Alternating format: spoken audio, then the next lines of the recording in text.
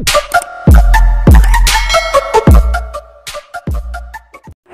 mga master! Welcome back again to our channel. Panibagong araw, panibagong kabanata na naman ang pagsamasamayin natin ngayong araw na ito. At kung bago ka sa ating channel, pag-click ang subscribe button and hit the notification bell para updated kayo sa ating mga susunod na videos. So mga master, bago natin simulan ang ating kabanata ngayong araw na ito, huwag po sana natin skip yung ads mga master no, dahil malaking bagay na po yan sa ating munting channel. So simulan na natin kabanata ngayong araw na ito. Let's go! Kabanata 2551-2570. Kabanata 2551. Bagamat anak siya ng pinuno ng angkan ng Mortal Dimension, hindi niya kayang masaktan ang mga taong nagmula sa Divine Dimension. Tumingin ang gwardya kay Brielle at sinabi sa pananahimik na tono, "Kagabi, may problemang lumitaw sa Lobran Clan." "Ha? Anong klaseng problema?" Natatarantang tanong ni Brielle. Sumagot ang gwardya, "Isang powerhouse ang bumagsak sa bundok kung saan nakatanim ang puno ng Bodhi. Ang nanghihimasok ay ginulo ang tagapag-alaga ng puno at ninakaw ang puno ng Bodhi." Nang marinig niya ito, nanginig ang maselang katawan ni Brielle. Ang puno ng Bodhi ay ninakaw. Hindi siya makapaniwala. Si Brielle ay miyembro ng Lobran Clan at naunawaan niya kung gaano pambihira ang puno ng Bodhi. Sa paglipas ng mga taon, ang puno ng Bodhi ay nakatulong sa marami sa kanilang mga miyembro ng clan na maabot ang Sage rank. Bagamat hindi lahat ng kumakain ng Bodhi fruit ay makakamit ang kadakilaan at makapasok sa Divine Dimension, maaari silang patuloy na makagawa ng mga powerhouse na may ranggo na Sage sa paglipas ng panahon. Malaki ang naiambag ng puno ng Bodhi sa posisyon ng Lobran Clan bilang nangungunang tatlong angkan sa Demon Realm. Gayunpaman, ito ay ninakaw mula sa kanila. Sino ang nangahas na nakawin ang puno ng Bodhi mula sa Lobran Clan? Nagtungo si Brielle sa pangunahing bulwagan na puno ng pagdududa ang ulo. Pagdating sa pangunahing bulwagan, natagpuan niya ang mga powerhouse ng Divine Dimension na tinatalakay ang insidente. Sa takot na makaabala sa kanila, maaari lamang siyang maghintay sa labas ng pinto. Naghintay siya ng kalahating araw. Pinangunahan ni Zoman ang talakayan, at tumagal ito ng napakatagal. Gayunpaman, hindi nila mapagtatagumpayan ang pangunahing sospek na nagnakaw ng puno ng Bodhi ng kanilang angkan, novel drama. Sinamantala ni Brielle ang kanyang pagkakataon, pumasok sa pangunahing bulwagan, at magalang na sinabi, "Lord Lobran." Nang makitang lumitaw si Brielle, lumiwanag ang malungkot na ekspresyon ni Zoman. Malumanay ng ngiti niyang tanong, "Brielle, andito ka pala. Nasaan si James? Bakit hindi siya sumama sa'yo?" Nang marinig niya ang pangalan ni James, napangiti si Brielle. Nauutol niyang sabi at hindi maipaliwanag ang pagkawala ni James. Tanong ni Zoman, ano ang nangyari sa kanya? Sa sandaling iyon, hindi mapakali si Brielle sa kahihiyan at ipinaliwanag niya ang lahat ng nangyari kagabi. Pagkatapos ay seal ni James ang cultivation base ko, umalis na siya. Hindi ko alam kung saan siya nagpunta. Nag-aalalang tingnan si Brielle. Nakakahiyang sabihin sa iba na iniwan siya ng kanyang nobyo noong gabi ng kanilang kasal. Nagulat si Zoman. Bigla siyang tumayo at nagtanong, "Sinasabi mo bang tinatakan ni James ang iyong cultivation base habang hindi ka nagpapansinan at tumakas?" "Oo," tumanggo si Brielle. Sa sandaling iyon, isang pangunahing miyembro ng Lobran Clan mula sa Divine Dimension ang tumayo at nagsabi, "Lord Lobran, posible bang ang taong nagnakaw ng Bodhi Tree ng aming clan ay si James?" Tumingin sa kanya si Zoman at mahinahong sumagot, "Paano nagawa ni James? Hindi pa siya Sage. Hindi mo ba narinig ang Great Elder ngayon lang? Siya mismo ay hindi nakasabay sa nanghihimasok.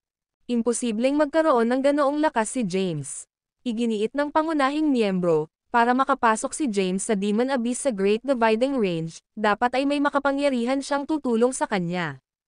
Marahil, nakipagsanib puwersa siya sa isa pang powerhouse para nakawin ang puno ng Bodhi ng aming angkan. Pumayag ka. Posibleng ang intensyon ni James sa simula ay hindi ang pakasalan si Brielle kundi ang magnakaw ng puno ng Bodhi. Ang ilan sa powerhouse ng Lobran Clan ay nagpahayag ng kanilang opinyon sa bagay na ito. Nang marinig ito, napaisip si Zoman. Matapos marinig ang haka-haka nila, saglit din itong pinag-isipan ni Brielle. Naalala niyang ilang beses siyang tinanong ni James tungkol sa puno ng body. Naisip niya sa sarili, hindi kaya ninais niyang pakasalan ako ngunit pinagdaanan lamang niya ito upang nakawin ang kayamanan ng aking angkan. Bagamat may mga pagdududa si Brielle, hindi siya nang ahas na ipahayag ang mga ito. Magkakaroon ng malaking problema si James kung maniniwala ang mga powerhouses mula sa clan na siya ang may kasalanan. Nakatayo siya sa main hall nang walang sinasabi.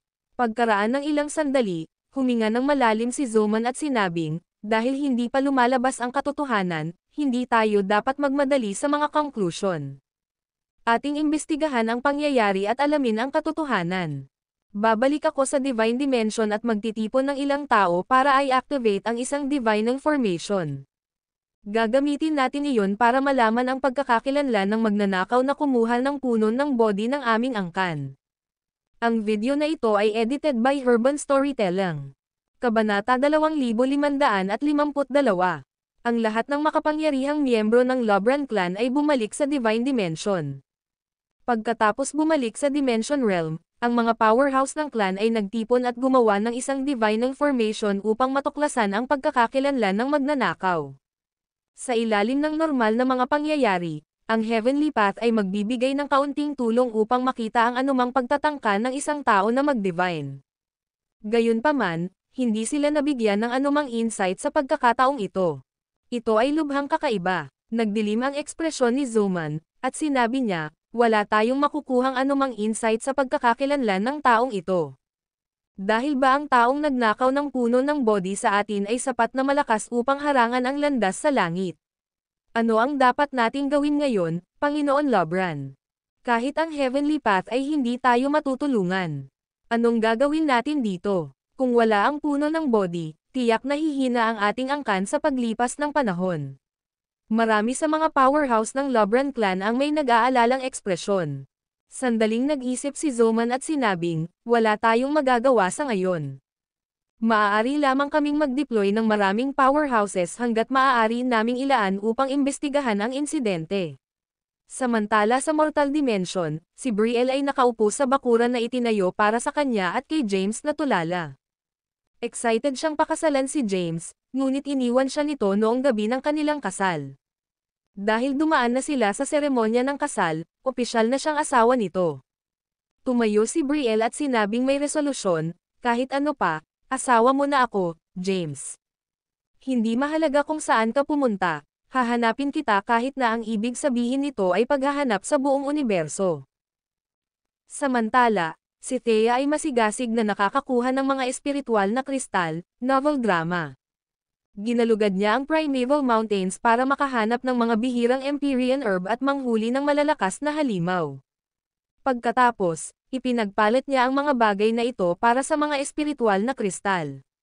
Matapos gawin ang lahat ng pagsisikap na iyon, sa wakas ay nakakuha siya ng sapat na espiritual na mga kristal at naglakbay sa Lobstead. Pagdating niya sa Lobstead, nagsimula siyang magtanong tungkol sa kinaroroonan ni James. Gayunpaman, nalaman niyang natapos na ang seremonya ng kasal nina James at Brielle. Nagpa siya si Thea na tumungo sa Mount Lutheran, kung saan matatagpuan ang Lobran Clan. Ang Lobstead ay hindi masyadong malayo sa Mount Lutheran at kalahating araw lang ang biyahe. Makalipas ang kalahating araw, nagpakita si Thea sa paanan ng Mount Lutheran.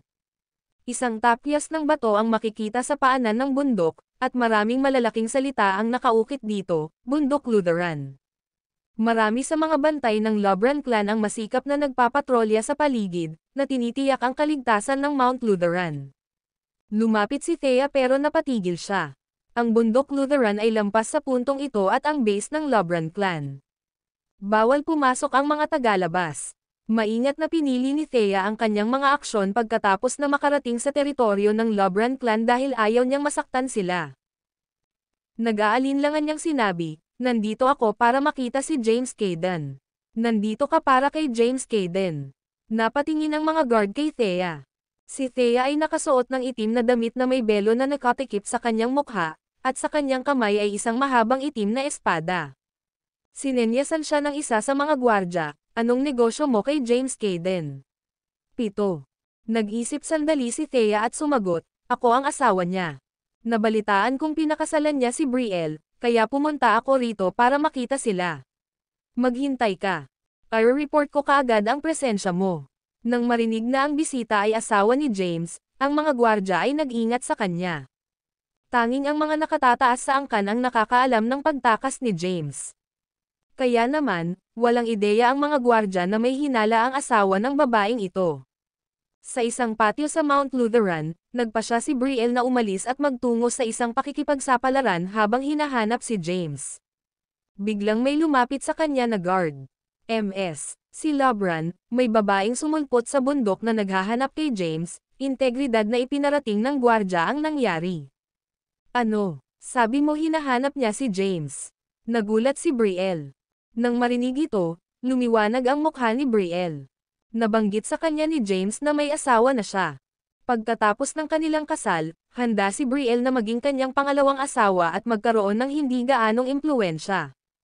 Hindi niya inaasahan na dadating at bibisitahin siya ng unang asawa ni James. Tanggapin siya kaagad sa bundok. Ang video na ito ay edited by Urban Storytelling. Kabanata 2553. Sige, magalang na sagot ng guard at umalis. Naghintay si Brielle sa bakuran. Maya-maya ay bumalik ang guard kasama si Thea.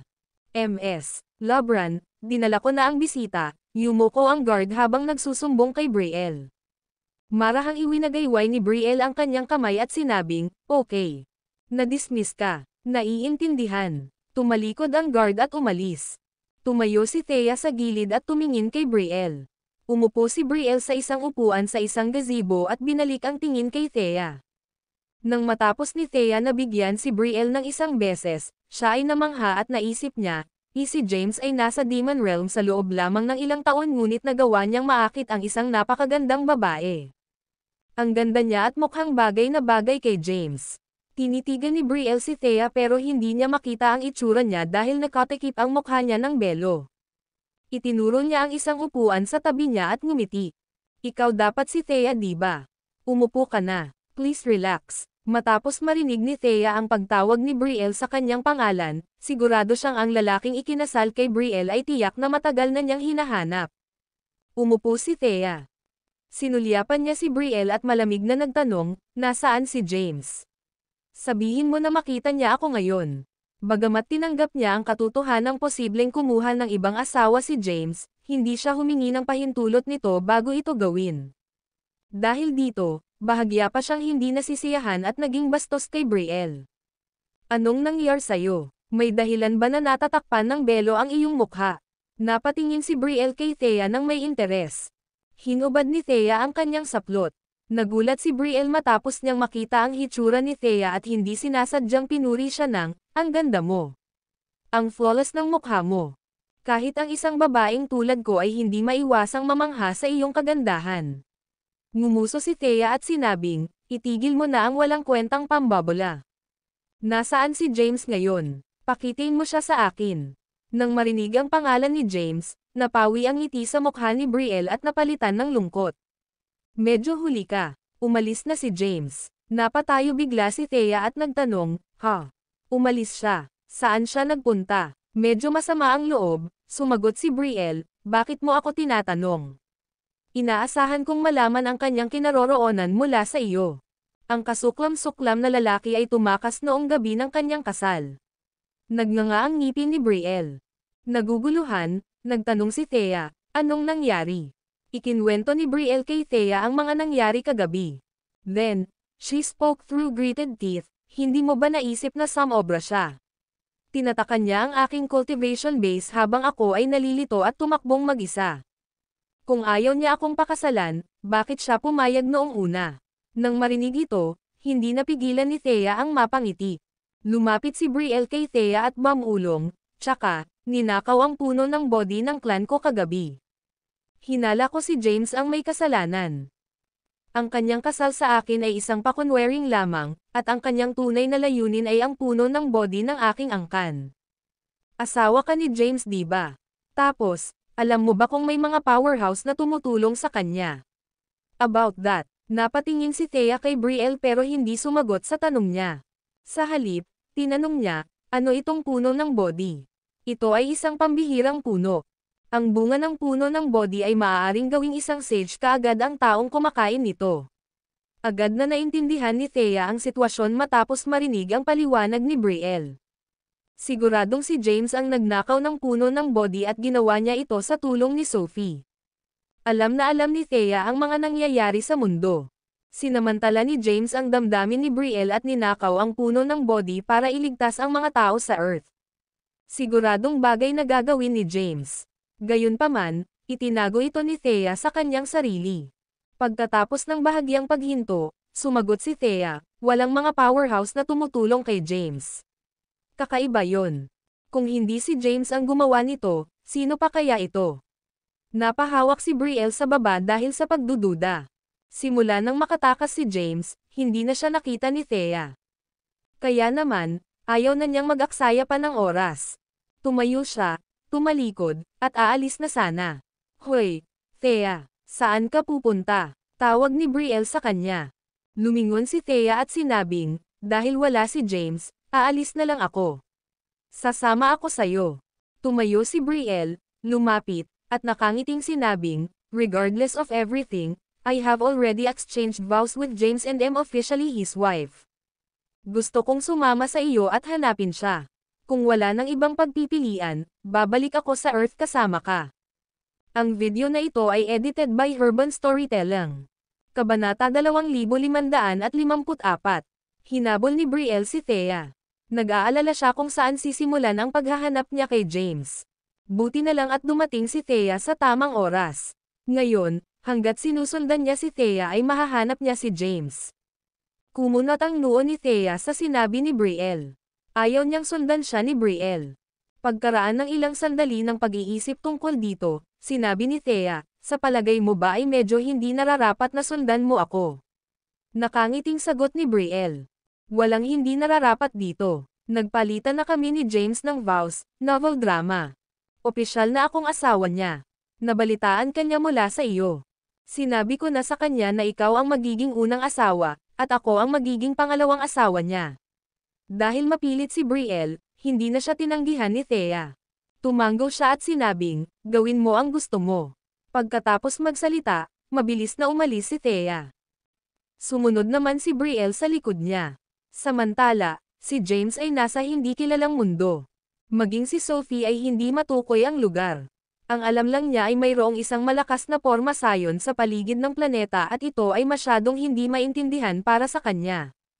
Pagsasama-sama ng mga piraso, tiyak na ito ay isang porma sayon na inilatag ng isang Grand Emperor o isang mas malakas na magsasaka. Si James ay gumala sa tiwangwang disyerto, ngunit ang tanging nakikita niya ay isang walang katapusang dagat ng buhangin. Ang mga buhawi ay dumaan sa lugar, na nagdulot ng gininto ang buhangin na lumipad sa buong kalangitan. Matapos maglakbay ng ilang araw sa disyerto, hindi pa rin nakahanap ng paraan si James. Sa buong panahong ito, wala siyang nakilala kahit isang buhay na nilalang at ikinadismaya siya nito. Umupo si James sa buhangin at nagpahinga. Naglabas siya ng inuming tubig mula sa celestial abode at pinawi ang kanyang uhaw. Damn it! Anong klaseng lugar ito? Bakit walang tao sa paligid? Sa kabila ng ilang araw na paglalakbay, walang mga palatandaan ng iba pang mga anyo ng buhay, at siya ay nagiging hindi mapakali. Henrik, Chusay, nasaan na kayo? Nandito ka ba? Huminga ng malalim si James. Tumayo siya mula sa lupa at pumili ng direksyon na pupuntahan. Pagkatapos, pinakilos niya ang kanyang true essence at nagsimulang sumulong ng buong bilis. Bagamat hindi pa siya sage, kaya niyang pumatay ng mga powerhouse sa sage rank. Mabilis na tinahak ni James ang disyerto, naglakbay sa bilis ng kidlat. Sa isang hakbang, lilito siya libu-libong metro ang layo. Lubusan na sana siyang lumayo sa orihinal niyang kinalalagyan sa ilang hakbang pa. Ito ay isang malawak na disyerto, at walang katapusan na nakikita. Bukod dito, walang ideya si James kung saan siya ipinadala. Ang kanyang prioridad ay umalis sa disyerto sa lalong madaling panahon upang makahanap ng iba pang mga nilalang upang makapagtanong siya tungkol sa kanyang kasalukuyang lokasyon. Nagpatuloy siya sa pagtawid sa disyerto sa mga sumunod na araw. Gayunpaman, hindi pa rin nakaalis si James sa disyerto. Naghinala siya na naligaw siya at huminto upang suriin ang kanyang paligid upang matukoy muli ang kanyang direksyon sa paglalakbay. Pagkatapos mag-reroute, umalis na naman siya. Lumipas ang 1 buwan sa isang kisap mata. Mahigit 1 buwan nang na-stranded si James sa malawak na disyerto. Sa kabutihang palad, kalaunan ay nakalabas siya sa disyerto. Sa unahan niya ay isang mabundok na kagubatan. Noong una, kakaunti lang ang mga puno, ngunit habang palalim ng palalim ang kanyang pag-usad ay lalong sumikip ang mga puno. Nang nasa malalim na siya sa loob ng kagubatan, may nasagasaan siyang mga halimaw. Ang mga halimaw ay nasa medyo mababang ranggo. Karamihan ay nasa paligid lamang ng mage rank.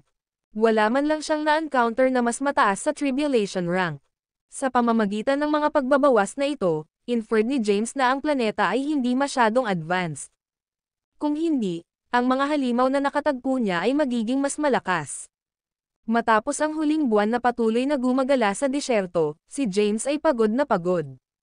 Sa sandaling napadpad siya sa isang ilog sa malalim na kagubatan, agad siyang tumalon dito. Ang malinaw at malamig na tubig ng ilog ay dumaloy sa kanyang katawan, na nagpakalma sa kanyang pagod na kaluluwa. Boom! Habang naglilinis siya sa ilog, naabutan niya mula sa malayo ang tunog ng matinding away. Pagkatapos ng tunog, isang nakakatakot na malakas na shockwave ang kumalat mula sa lugar. Ilang mga puno na mahigit sa 100 metro ang taas ay nabunot, at ilang bundok sa malapit ay gumuho sa alikabok at mga durog na bato. Umalis si James sa tubig at tumayo sa pampang ng ilog. Kinuha niya ang kanyang damit at nagbihis. Pagkatapos, isinaaktibo niya ang kanyang True Essence at tumalon ng 100 metro sa ere, nakatingin sa malayo. Dahil naabot niya ang unang yugto ng mage rank, nakikita niya ang mga bagay mula sa malayo. Ang video na ito ay edited by Urban Storytelling. Kabanata 2555. Isang matinding labanan ang naganap sa isang malapit na kanyan sa loob ng kagubatan. 2 hukbo ang nasa digmaan at milyon-milyong tao ang nakipaglaban. Ang mga sundalo sa magkabilang panig ay hindi masyadong malakas. Karamihan ay nasa paligid ng Immortal Ascension rank. Ilang general lamang ang mas mataas ng bahagya sa iba at naabot ang Tribulation rank. Sa ngayon, 2 tao sa Tribulation rank ang nakakulong sa labanan. Isang digmaan. Tumangala si James sa langit at tumingin sa malayo. Nang makita niya ang tanawin sa larangan ng digmaan, nagsalubong ang kanyang mga kilay. Matapos maglaan ng ilang sandali upang pag-isipang mabuti, pinakilos niya ang kanyang True Essence at itinulak ang sarili sa kalangitan. Sa isang hakbang, lumitaw siya sa labas mismo ng kanyan. Nagpapatuloy ang digmaan at hindi mabilang na mga sundalo ang nakipaglaban sa isa't isa. Ang tunog ng agresibo at marahas na hiyawan ay napuno ng hangin habang ang mga talam ay nagsasalpukan sa isa't isa. Ito ay isang lubhang kakilakilabot na tanawin. Isang matinding labanan ang naganap sa himpapawid sa pagitan ng 2 general. Ang isa sa mga general ay isang lalaki habang ang kanyang kalaban ay isang babae. Nakasuot ng itim na baluti ang lalaki at nagwagayway ng mahabang itim na espada. Ibinaba niya ang kanyang espada at binaril ng malakas na sword energy ang babae. Ang babae naman ay nakasuot ng red battle armor. Gayunpaman, ang kanyang baluti ay basag, at ang kanyang helmet ay nabasag. Nang mga sandaling iyon, gulo-gulo ang kanyang buhok at mukhang hindi kapani-pani walang bagsak. Napagtanto din ni James na ang isa sa mga hukbong lumalaban sa ibaba niya ay binubuo lamang ng mga babae. Ang hukbo ng kababaihan ay tila natatalo sa labanan, novel drama. Lumutang si James sa langit at tahimik na pinanood ang milyon-milyong tao na nakikibahagi sa isang madugong labanan. Ang labanan sa pagitan ng mga general ang pinakamatindi. Ang lalaking general ay may hawak na mahabang espada at patuloy na umaban sa babaeng general, na pinipilit ang kanyang likod. Nasugatan ang babaeng general at unti-unting humihina ang kanyang enerhiya. Sa paghusga sa dami ng labanan, siya ay matatalo sa lalong madaling panahon. Swoosh! Libu-libong sword energies ang nagkatawang tao at bumaba mula sa langit. Itinaas ng babaeng general ang kanyang mahabang espada upang harangan ang pagsabog ng sword energies, ngunit mas mahina siya kaysa sa kanyang kalaban. Hindi niya napigilan ang pag-atake, at nabali ang kanyang mahabang espada. Ang natitirang sword energies ay tumama sa kanya at hinampas ang kanyang armor. Binasag ng sword energies ang kanyang sandata at tumagos sa kanyang katawan. Dumura siya ng isang bibig ng dugo, at bumagsak ang kanyang katawan mula sa langit. Boom! Bumagsak ang kanyang katawan sa mga guho sa ibaba. Natalo ang general mo. I-drop ang iyong mga armas at sumuko. Kung tatanggi kayo, walang maliligtas sa inyo. Kasunod ng pagkatalo ng babaeng general, isang nangingibabaw na boses ang umalangaw-ngaw sa hangin. Ang libu-libong babaeng sundalo ay natakot sa deklarasyon at sinubukang tumakas. Gayunpaman, mabilis silang hinabol ng kalabang hukbo. Tumayo si James sa malayo at pinagmamasdan ang labanan. Kararating lang niya sa planetang ito at walang kaalam-alam kung bakit sila nag-aaway. Hindi rin niya alam kung sino sa dalawang hukbo ang nagsimula ng labanan. Sa kabila ng kanyang kakulangan ng impormasyon sa sitwasyon, pakiramdam niya ay mali para sa mga lalaki na lumaban sa mga babae. Sa sandaling iyon, likas niyang gustong tulungan ang mga babaeng sundalo. Pagkatapos ng ilang maikling pagmumuni-muni, kumikislap ang katawan ni James at mabilis siyang tumakbo patungo sa lalaking general. Siya ay nagpakita sa harap ng lalaking general sa susunod na sandali. Pinagmamasdan ng lalaking general ang kanyang hukbo na humahabol at sumusuko sa hukbo ng kalaban nang biglang may dumating na hindi inaasahang tao kanina. Binigyan niya si James ng maingat at seryosong tingin. "Sino ka?" Napatingin si James sa lalaking general. Naramdaman niya na ang general ay nasa ikalawang yugto ng tribulation rank at malapit ng maging isang sage. Mahinahong sabi ni James, "Bakit mo sila pinipilit na patayin? Ang iyong hukbo ay nanalo na. Maaari kang mag-withdraw at hayaan silang umatras." Ang video na ito ay edited by Urban Storytelling. Kabanata 2556. Dumating si James para ayusin ang sitwasyon. Maraming buhay ang nabuwis sa digmaan ng dalawang hukbo, lalo na ang hukbo ng kababaihan. Daan-daang libo ng kanilang mga sundalo ang napatay, at ilang daang libo na lamang ang natira. Lahat sila ay mapapawi kung magpapatuloy ang digmaan. Tumingin ang lalaking general kay James at malamig na sinabi, "Ang digmaang ito ay may kinalaman sa mga usaping pambansa sa pagitan ng ating dalawang bansa. Wala itong kinalaman sa iyo. Kung alam mo kung ano ang matalino, pagkatapos ay umalis ka sa daan. Kung hindi, hindi ako magiging madali sa iyo." Kalmadong tanong ni James, "Hindi ka actress. Ano ang gagawin mo kung mag-withdraw tayo?" Novel drama. Malamig na tugon ng lalaking general, "Sasakop ng ating hukbo ang sangria at sakupin ang bansa bilang paghahanda sa pagkakaisa sa mundo." Mula sa kanyang pahayag, masasabi ni James na ang hukbo ng lalaking ito ang nagpasimula ng digmaan, at ang mga babae ay mula sa isang bansang tinatawag na Sangria. Tinanong ni James, "Ano ang pangalan ng iyong bansa?" Hinamak ng lalaking general si James at sumagot, "Makinig kang mabuti. Ako ang Grand Marshal ng Corinth. Ang misyon ko ngayon ay pamunuan ang isang hukbo ng 1,000,000 sundalo pababa sa timog upang sakupin ang Sangria." Ibinaba ni James ang kanyang tingin sa larangan ng digmaan. Sa ilalim ng walang humpay na pag-atake ng mga sundalo ng Corinth, ang mga sundalo ng Sangria ay walang pagpipilian kundi tumakas. Marami sa kanilang mga sundalo ang pinatay at bumagsak sa lupa, na binaha ito ng dugo. Ang kanyan ay napuno ng mga tambak ng mga bangkay at mga pool ng dugo. Alam na alam ni James ang kalupitan ng digmaan. Siya ang Dragon King ni Sol sa Earth. Minsan niyang pinamunuan ang Black Dragon Army na mayroong milyon-milyong hukbo sa pamamagitan ng hindi mabilang na mga labanan. "Kung hindi ka maglalabas ng utos na itigil ang pag-atake, hindi ako magiging madali sa iyo." Binigyan ni James ng ultimatum ang lalaking general. "Haha, sa lakas mo." Ngumisi ang Grand Marshal ng Corinth, "Nasa unang yugto ka lang ng mage rank." Nang makitang bingi ang kanyang mga kahilingan, agad na nagpakawala si James ng mapang-ipang enerhiya mula sa kanyang katawan. Ang kanyang true essence ay nagpasigla sa buto ng dragon, na nagpapahintulot sa kapangyarihan nito na dumaloy sa kanyang buong katawan. Nagbigay ito sa kanya ng mahusay na lakas, at ang kanyang enerhiya ay lubos na pinalakas. "Dapat may death wish ka." Naramdaman ng Grand Marshal ng Corinth ang pagtaas ng enerhiya ni James, at ang kanyang mukha ay nagdilim. Agad niyang ibinaba ang kanyang espada, nagpadala ng nakakatakot na sword energy. Nanatiling hindi gumagalaw si James at hinayaan siyang hampasin siya ng sword energy. Nakipag-ugnayan ang sword energy sa kanyang katawan, ngunit hindi nasaktan si James. Ikaw, paano ito posible? Ang Grand Marshal ng Corinth ay nakaugat sa kanyang lugar sa pagkabigla. Ngumiti ng mahina si James. Siya ay may katawan ng espada. Upang gisingin ang hindi magagapi na sword energy, walang pagpipilian si James kundi mag-cultivate ng sword body. Nagtanim siya ng buto ng espada sa kanyang katawan, sa wakas ay nagising ang hindi magagapi na sword energy. Hindi siya nagawang saktan ng ordinary sword energy.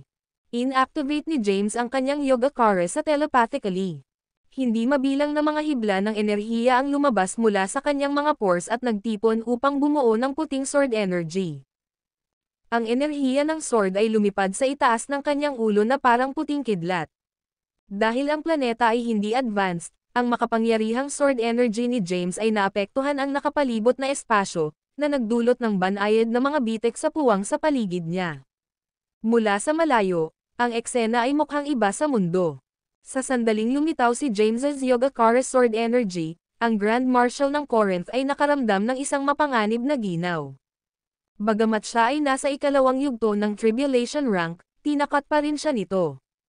Natatakot siya na mamamatay siya kaagad kapag umatake si James gamit ang sword energy. Sa sandaling iyon, lumipad sa ere ang mahabang itim na buhok ni James. Hindi maipaliwanag ang gwapo niya habang nakatingin sa Grand Marshal ng Corinth na may kalmado at may kumpiyansang ekspresyon. Bibigyan ka ng 7 ng huling pagkakataon. Mag-issue ng utos para i-withdraw kaagad ang iyong mga tropa. Kung hindi, wala kang karapatang magreklamo tungkol sa gagawin ko. Gayun din, huwag mong tanungin ang aking lakas. Aalisin ko kaagad ang iyong milyon-milyong hukbo sa isang galaw lang. Hindi naman nagmalabis si James. Siya ay nagkaroon ng lakas upang makamit ito. Natigilan ang Grand Marshal ng Corinth sa banta ni James. Gayunpaman, nabawi niya ang kumpiyansa matapos maalala ang kanyang istasyon. Sino ka? Gusto mo ba talagang tumayo laban kay Corinth? Ang video na ito ay edited by Urban Storytelling. Kabanata 2557. Nagpadala si James ng kumikinang na sword energy bilang tugon sa mga panunuya ng general. Ang sword energy ay sumugod patungo sa Grand Marshal at nasa harap niya sa isang iglap. Ang kanyang armor sa pag-aaral ay hindi nakayanan ang lakas ng sword energy at nagsimulang masira. Basag. Ang kanyang baluti ay gumuho sa isang segundo lamang. Bago pa man hawakan ng sword energy ang kanyang katawan, nasugatan na siya ng puwersa. Nais ng Grand Marshal na umatras ngunit lubusang nasakop ng puwersa ng sword energy. Pakiramdam niya ay naipit siya at anumang galaw niya ay magbibigay daan sa puwersa ng sword energy na mapunit ang kanyang katawan. Basang-basa siya sa pawis ng kaba at mabilis na sumuko kay James. Teka, huwag gawin ito. Ako na ang mag-utos. Uutusan ko agad ang tropa ko na umatras.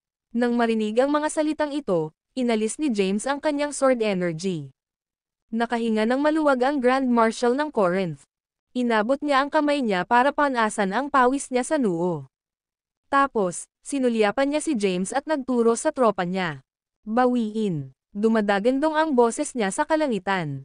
Kasunod ng kanyang utos, ang mga sundalong nasa ibaba nila na humahabol sa Sangrean Army ay agad na tumigil sa kanilang pagtugis at umatras. Nang makita ang eksenang ito, nakahinga ng maluwag si James. Ang pagtigil sa digmaan at pagliligtas ng hindi mabilang na buhay ay isang bagay na ipinagmamalaki niya. Sino ka ba? Naiintindihan mo ba na masasaktan mo si Corinth dito? May mga sage sa loob ng aking bansa. Tinitigan ng Grand Marshal ng Corinth si James at tinanong siya. Walang pakialam na sagot ni James, my identity doesn't matter.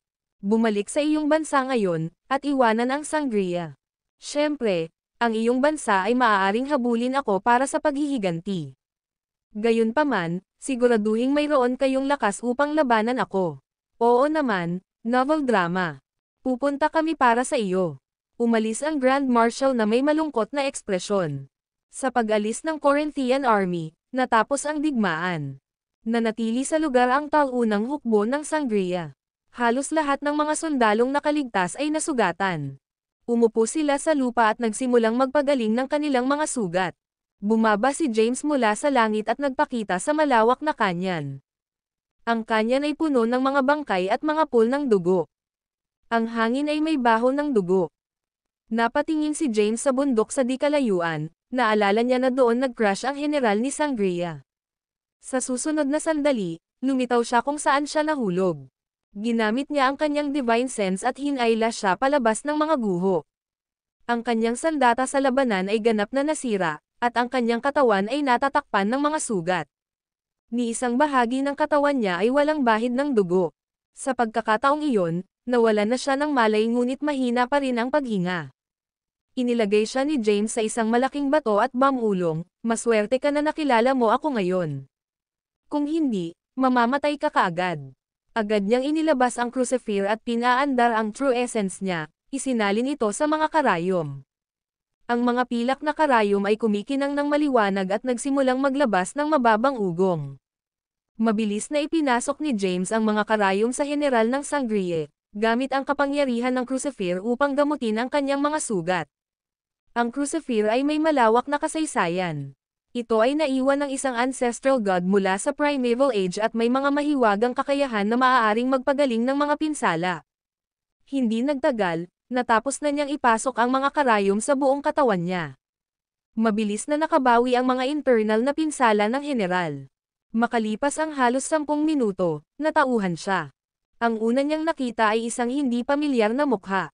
Mahina niyang tanong, sino ka? Binawi ni James ang mga karayom mula sa kanya at umupo sa isa pang malaking bato. Kumuha siya ng sigarilyo at sinindihan, saka huminga ng malalim. Muli siyang nagtanong, di niligtas mo ba ako? Masayang nagbuga ng usok si James at sumagot, dumaan lang ako, hindi ko maiwasang makialam dahil hindi ko kakayanin na makita ang napakaraming tao na namamatay ng malubha. Ang video na ito ay edited by Urban Storytelling. Kabanata 2558. Daan lang talaga si James sa lugar. Mapapawi sana ang Sangrian Army ngayon kung hindi siya nagkataong dumaan sa larangan ng digmaan. Salamat. Nagpahayag ng pasasalamat ang babaeng general. Sinubukan niyang bumangon ngunit hindi pa niya nabawi ang kanyang lakas. Sa sandaling kumilos siya, isang matinding sakit ang kumalat sa kanyang katawan.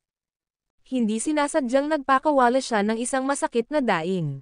Nang makita ang kanyang pakikibaka, sinabi ni James, maaaring nailigtas ko ang iyong buhay ngunit, ang iyong mga pinsala ay medyo malubha at hindi pa ganap na gumaling.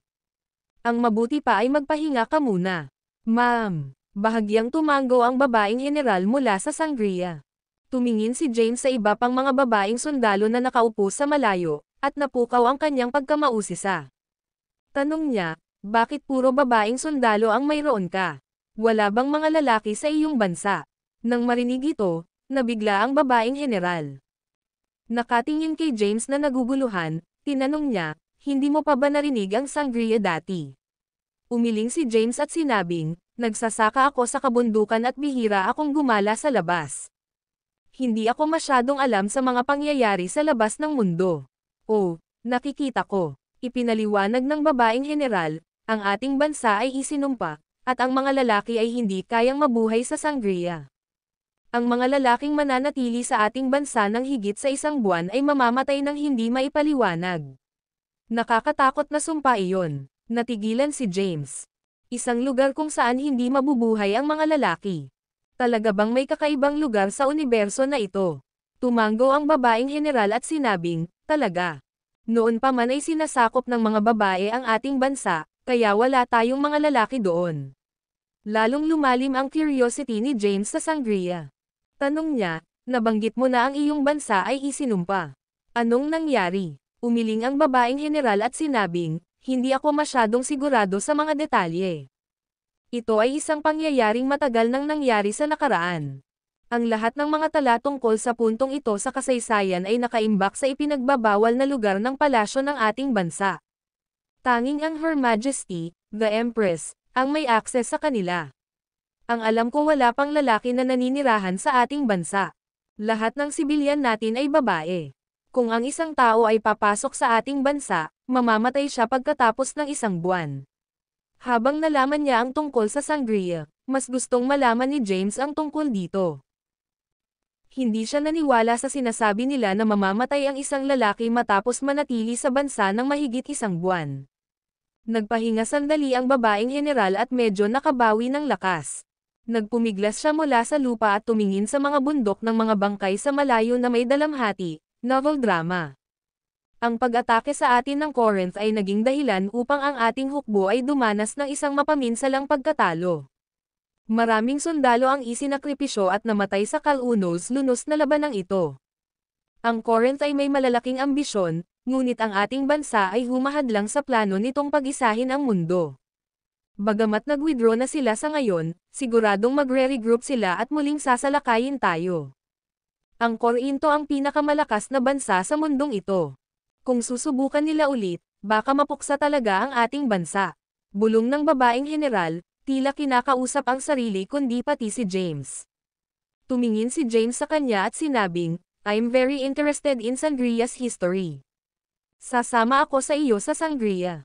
Tumanggo ang babaeng general at sinabing, "Sige.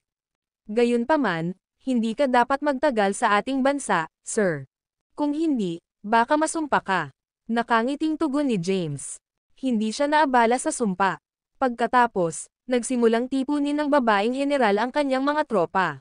400,000 sa kanyang mga sundalo ang napatay. Sa unang hukbo ng 500,000 sundalo, 100,000 na lang ang natitira. Bukod dito, nasugatan ang lahat ng nakaligtas na sundalo. Kung wala ang pakikialam ni James, lipulin sana ng hukbo ng Corinth ang buong hukbo ng 500,000 sundalo.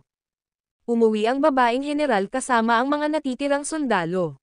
Sa sandaling iyon, isang babae ang nakatayo sa bulwagan ng palasyo ni Sangria. Ang babae ay nakasuot ng isang gintong damit at isang korona sa kanyang ulo. Siya ay napakaganda at may napakagandang figure, nagniningning ng kakisigan at maharlika. Maraming tao ang nakatayo sa likod niya, lahat sila ay magagandang babae. Kamahalan, ang ating hukbo ay dumanas ng matinding pagkatalo. Nagtamo tayo ng matinding casualty, at 100,000 sundalo na lang ang natitira.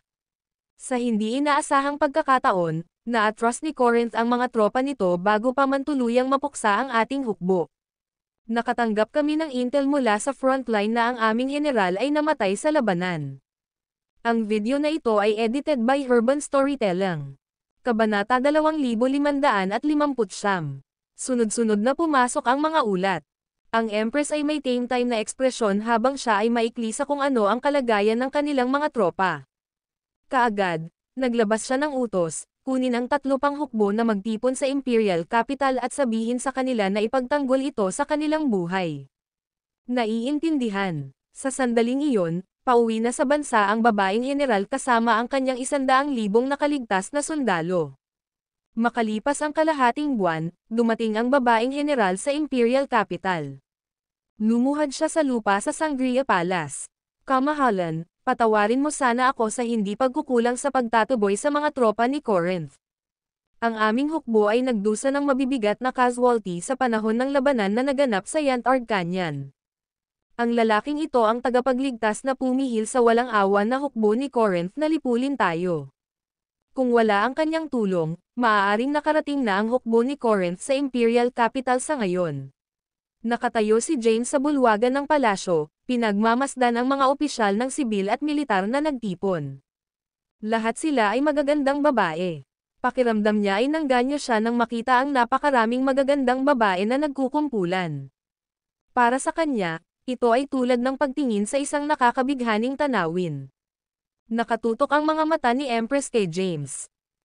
Napakunot ang noo niya matapos maramdaman na kakaunti lang ang enerhiya nito at nakitang nasa mage rank lang siya. Tinanong niya, "General, sinabi mo ba na siya ang nagpatigil sa hukbo ng Corinth?" Magalang na sumagot ang babaeng general, "Tama po, kamahalan." Sumimangot ang Empress at sinabing, "Nasa first stage lang siya ng mage rank." Taliwas sa kanya, ang Grand Marshal ng Corinth ay umabot na sa 2nd yugto ng Tribulation rank. Sinabi mo na pinigilan niya ang kanilang hukbo na ipagpatuloy ang pag-atake. Hindi ko makita kung paano niya napigilan ang mga ito sa antas ng kanyang lakas. Anong ibig mong sabihin? Isinaalang-alang ng babaeng general ang pahayag ng Empress. Sa panahon ng paghaharap ni James at ng Grand Marshal, siya ay nasugatan at nawalan ng malay. Kaya, hindi siya sigurado sa aktwal na nangyari nang mag-away ang dalawa. Sa sandaling iyon, humakbang pasulong si James at sumagot, "Kamahalan, ang ranggo ng kultibasyon ng isang tao ay hindi kumakatawan sa kanilang tunay na lakas." Ang Empress ay hindi tumugon sa kanyang deklarasyon at bumaling sa kanyang mga tagapaglingkod, "Halika at ipakita sa aming tagapag-ampon ang lugar kung saan siya maaaring magkaroon ng tulong." Maya-maya, dumating ang ilang magagandang maid at inakay si James palabas ng palasyo. Nanatiling tahimik din si James at tumalikod para sundan sila. Pagkaalis ni James, sinimulang tanungin ng Empress ang babaeng general.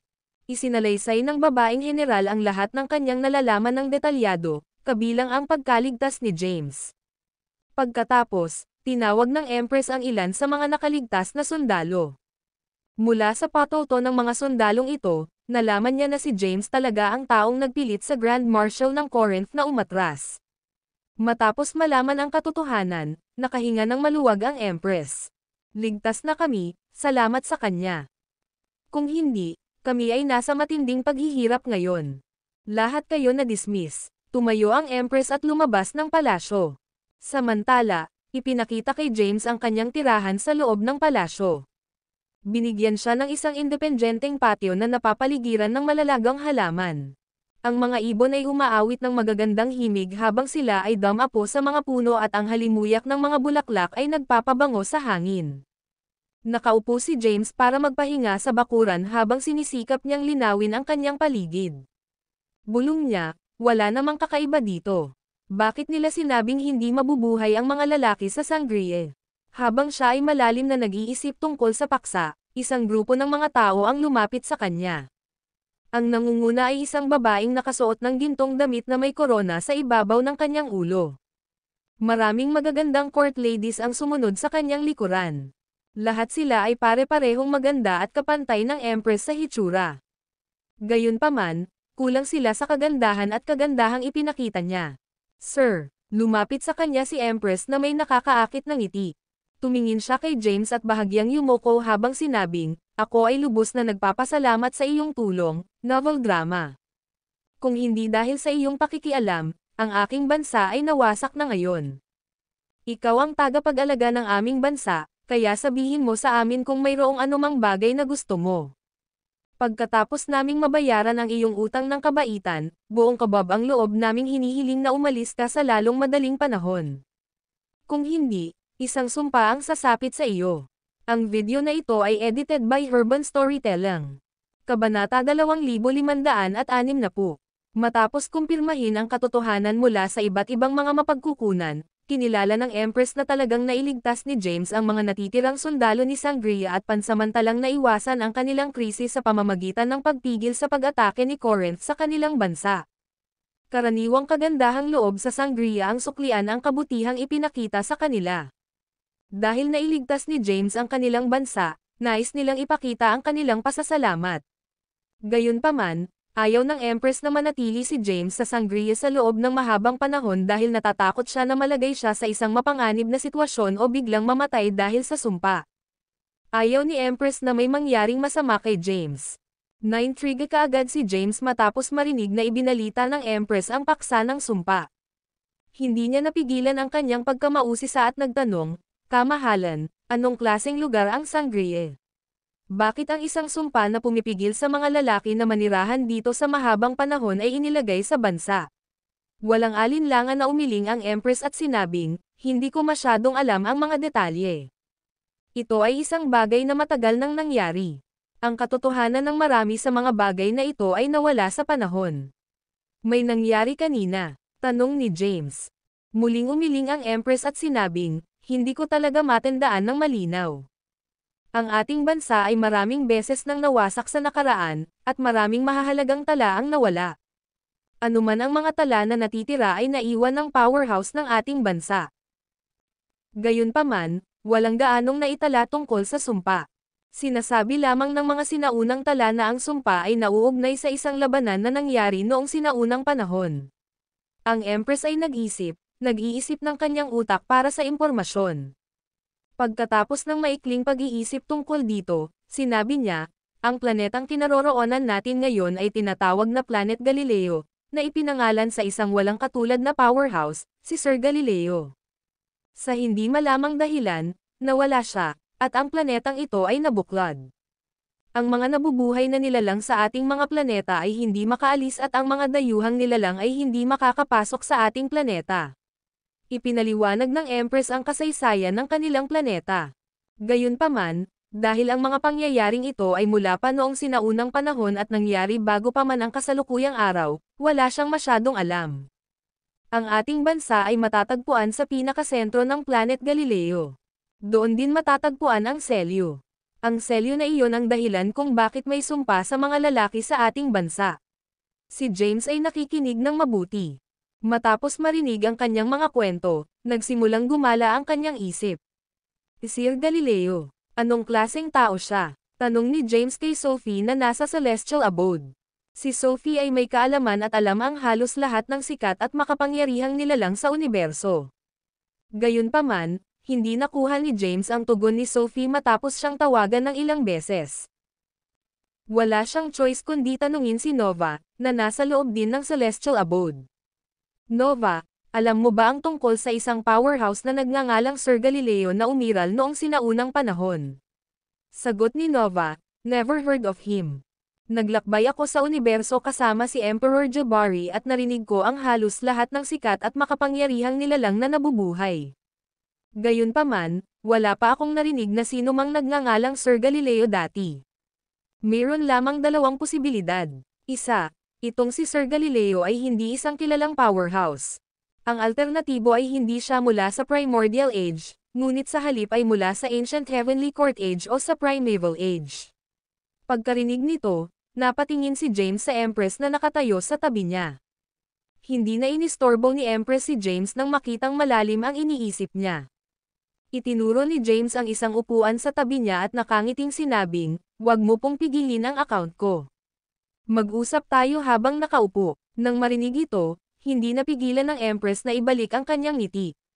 Lumitaw ang kanyang dalawang mababaw na dimples ng makurba ang kanyang balingkinitang labi, na nagbigay sa kanya ng isang napakakaakit-akit at matamis na hitsura, novel drama. Siya ang Empress ng bansa, ngunit isang tagalabas ang nagsasabi sa kanya na kumilos ng malaya. Bumaling ang Empress sa isa sa kanyang mga katulong. Agad na lumapit ang attendant, kumuha ng isang pirasong tela, at inilagay sa upuan para maupo si Empress. Tanong ni James, "Kamahalan, saang edad galing ang Sir Galileo na binanggit mo ngayon? Siya ba ay mula sa Primordial Age, Ancient Heavenly Court Age, o sa Primeval Age?" Nagtataka namang tumingin sa kanya ang Empress. Ang mga panahong binanggit ni James ay hindi pamilyar sa kanya. Tinanong niya, "Ano ang ibig mong sabihin? Ano ang Primordial Age, Ancient Heavenly Court Age, at Primeval Age?" This time, si James naman ang natarante sa tanong niya. Ang video na ito ay edited by Urban Storytelling. Kabanata 2561. Mayroon pa bang mga magsasaka na hindi lingid sa iba't ibang punto sa kasaysayan? Nag-isip sandali si James at nagmungkahi, "Paano kung sabihin mo sa akin ang tungkol kay Sir Galileo at sa mundong ito?" Sumagot ang Empress, "Nasabi ko na sa iyo na maraming past records ang nawala sa paglipas ng panahon. Napakakaunting impormasyon tungkol kay Sir Galileo at ang mundong ito ay umiiral pa rin. Bukod dito, karamihan sa kanila ay mga alamat lamang na ipinamana ng mga matatandang henerasyon. Hindi ko masasabi kung gaano sila maaasahan. Ang lahat ng umiiral na mga tala ay hindi naglalaman ng impormasyon tungkol kay Sir Galileo o sa mundong ito. Nakikita ko." Hinaplos ni James ang kanyang baba. Matapos makinig sa kanilang mahabang kwento, sila ay mga alamat lamang sa huli at hindi naman totoo. "Dahil nailigtas mo ang ating bansa, lubos akong nagpapasalamat sa iyo, sir. Mangyaring ipaalam sa akin kung mayroong anumang nais mo. As long as within the capabilities ng ating bansa, talagang tutuparin ko ang hiling mo." Kinawayan ni James ang kanyang kamay at sinabing, "Hindi ko nailigtas si Sangria na umaasang may gantimpala. Paimpal akong dumaan at nakita ang nangyari. Sa sinabing iyon, mayroon talaga akong pabor na gusto kong hilingin sa iyo. Sige na. Mangyaring ipaalam sa akin kung ano ang gusto mo." Umaasang tumingin si Empress kay James. Sinabi ni James, "Kung maaari, Maaari mo ba akong tulungan na mahanap ang kinaroroonan ng dalawang tao na gumagamit ng intelligence network ng Sangria? Oo naman. Hindi magiging problema iyon. Pagkatapos, iginuhit ni James ang mga larawan nina Henrik at Chusai at ibinigay sa Empress. Inutusan ng Empress ang kanyang mga katulong na kopyahin ang mga larawan at magpadala ng mga tao upang mabilis na simulan ang paghahanap para sa kanila. Biglang tanong ni James out of curiosity, tao nga pala kayo? Oo, tao ako. May mali ba? Naguguluhang tumingin si Empress kay James. Tinanong ni James, kung gayon, mayroon bang selyo sa iyong katawan? Isang selyo. Anong klaseng selyo? Lalong naguluhan si Empress sa tanong niya. Nagulat si James sa sagot niya. Pakiramdam niya ay ibang-iba ang planetang ito sa Earth, at ang mga tao rito ay nakahiwalay sa ibang bahagi ng universo, novel drama. Tila sila ay walang alam sa anumang bagay na nasa kabila ng kanilang mundo. Biglang tinanong ni James ang tanong, hindi inaasahan ang isang nakakagulat na tugon. Ang sangkatauhan ay nasa isang delikadong estado ngayon. Ang Elysian Seals ay inilagay sa katawan ng bawat tao, na pumipigil sa anumang tagumpay sa paglilinang. Ipinaliwanag ni James ang sitwasyon. Humalaklak ang Empress at sinabing, ang galing mo pala magpatawa, sir. Wala pa akong narinig na ganyang selyo. Tinitiyak ko sa iyo na ako ay tao at walang selyo sa aking katawan tulad ng iyong nabanggit. I see. Nagulat si James. Ang kanilang sibilisasyon ay pumasok sa Apocalypse Age, at ang Elysian Seals ay inilagay sa lahat ng tao sa buong universo. Ang landas sa langit ay may kontrol sa buong universo. Lahat ng tao, saan man sila naruroon sa universo, ay magkakaroon ng Elysian Seal na nakalagay sa kanilang mga katawan. Gayunpaman, bakit walang mga selyo sa mga tao sa Planet Galileo? Wala ka ba talaga? Hindi makapaniwalang tumingin sa kanya si James. Seryosong sagot ng Empress, wala talaga ako. Ha, huminga ng malalim si James. Kakaiba at mystical na lugar. Nang dumating siya sa planetang ito, binanggit ni Sophie na sa teoryang imposible para sa kanya na marating ang lugar na ito at ang isang powerhouse ay dapat na nakagambala sa spatial passage. Sino kaya ang taong nakialam sa ating daanan? Isip ni James. Ang video na ito ay edited by Urban Storytelling. Kabanata 2562. Ang lahat ay napaka-out of the ordinary.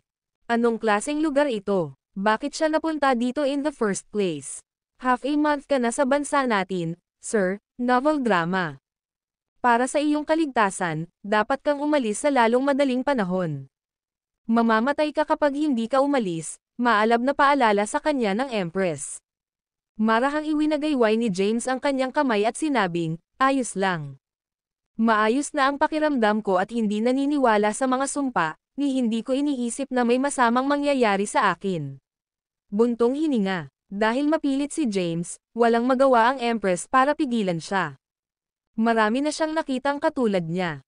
Maraming mga tao sa kanilang planeta ang tumangging maniwala sa sumpa ni Sangria at darating upang subukan ito mismo. Sa huli, lahat sila ay namatay. Tumanggaw si James sa kanya. Hindi mo kailangang mag-alala sa akin. Kamahalan. Aalis ako sa sandaling makaramdam ako ng kaunting kakulangan sa ginhawa dito. Nang marinig ang panatag ni James, gumaan ang loob ng Empress. Si James ay nanatili sa Sangria Palace pansamantala, naghihintay para sa mga nasasakupan ng Empress na makakuha ng balita tungkol kay Henrik at Chusai. Sa sandaling iyon, isang talakayan ang nangyayari sa pangunahing bulwagan ng Corinth Palace. Ang kaharian ng Corinth ay ang pinakamalakas na bansa sa Planet Galileo. Ito ay isang hegemonya, na sumasakop sa higit sa kalahati ng teritoryo ng Planet Galileo. Si Corinth ay mayaman sa mga mapagkukunan at nagtataglay ng lakas upang itaguyod ang kanilang mga dakilang ambisyon. Upang mapag-isa ang mundo, kinailangan nilang maglakbay sa timog at sakupin ang isa pang pangunahing bansa. Kailangan nilang maglakbay sa Sangria upang makamit ito. Pagkatapos lamang nilang sirain ang Sangria ay maaari silang magpatuloy sa pagtungo sa timog upang magpatuloy sa kanilang pananakop sa mundo. Ang pangunahing bulwagan ng Corinth Palace ay kahanga-hanga at maluho. Isang lalaking nasa katanghaliang gulang ang nakaupo sa pinakamataas na upuan ng konseho. Medyo chubby siya at mga 150 years old. Siya ay may bahagyang tan na balat at naglabas ng nakakatakot na aura. Siya ang kasalukuyang emperador ng Corinth. Ang kanyang pangalan ay Zandalos Corinth, na kilala rin bilang Corinth II. Ang lahat ng mga opisyal ng sibil at militar ng bansa ay natipon sa pangunahing bulwagan. Sa sandaling iyon, ang Grand Marshal ng Corinth ay nag-uulat tungkol sa labanan sa Yantard Canyon. Bang! Matapos marinig ang ulat ng Grand Marshal, ipinatong ni Zandalos ang kanyang mga palad sa mesa at galit na sumigaw, "Anong ginagawa mo, Jazil? Inalis mo ang iyong mga tropa pagkatapos mong makakuha ng ganoong kalaking bentahe sa kalaban." Agad na nagpatira pa ang Grand Marshal na si Jazil Watman. "Wala akong choice kundi umatras, kamahalan. Masyadong malakas ang lalaking nakialam, at hindi ako katugma sa kanya. Kung ipinagpatuloy ko lang ang paghabol sa mga tropa ni Sangria, hindi lang sana ako namatay, ngunit ang milyon-milyong sundalo natin ay nalipol din sa isang iglap." Mangyaring huminahon, kamahalan. Isang matandang lalaki na nakadamit na may hawak na fly whisk ang humakbang pasulong. Bahagya siyang yumuko at sinabing, "Mukhang nakatadhana na ang Sangria na mabuhay ng mas matagal. Iminumungkahi ko na huminto muna tayo sa ngayon at muling ayusin ang ating mga taktika."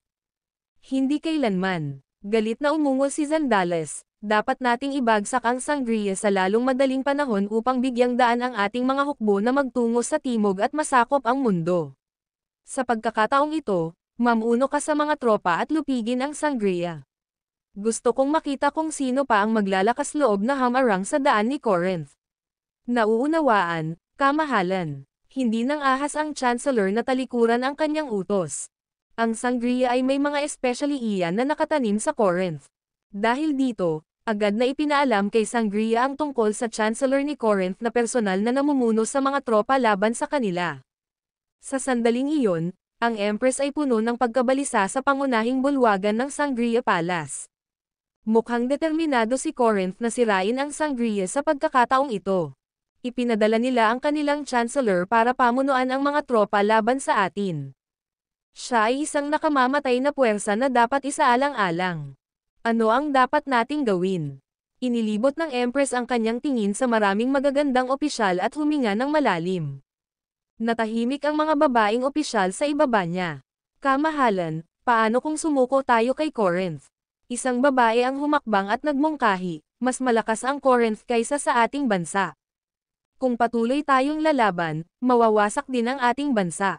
Ang pagsuko ay magiging mas mabuti kaysa sa pagpayag sa ating bansa na lumuhad."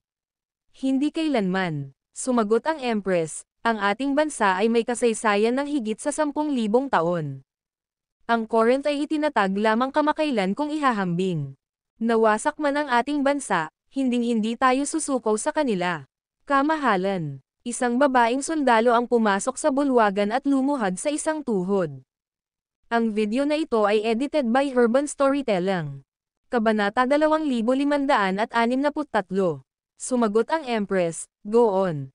Sumagot ang babaeng sundalo, "Dumating na ang iyong kamahalan, ang sugo ni Wuzhua." Agad na lumiwanag sa tuwa ang mukha ng Empress, at dali-dali niyang sinabi, "Anyayahan mo siya kaagad."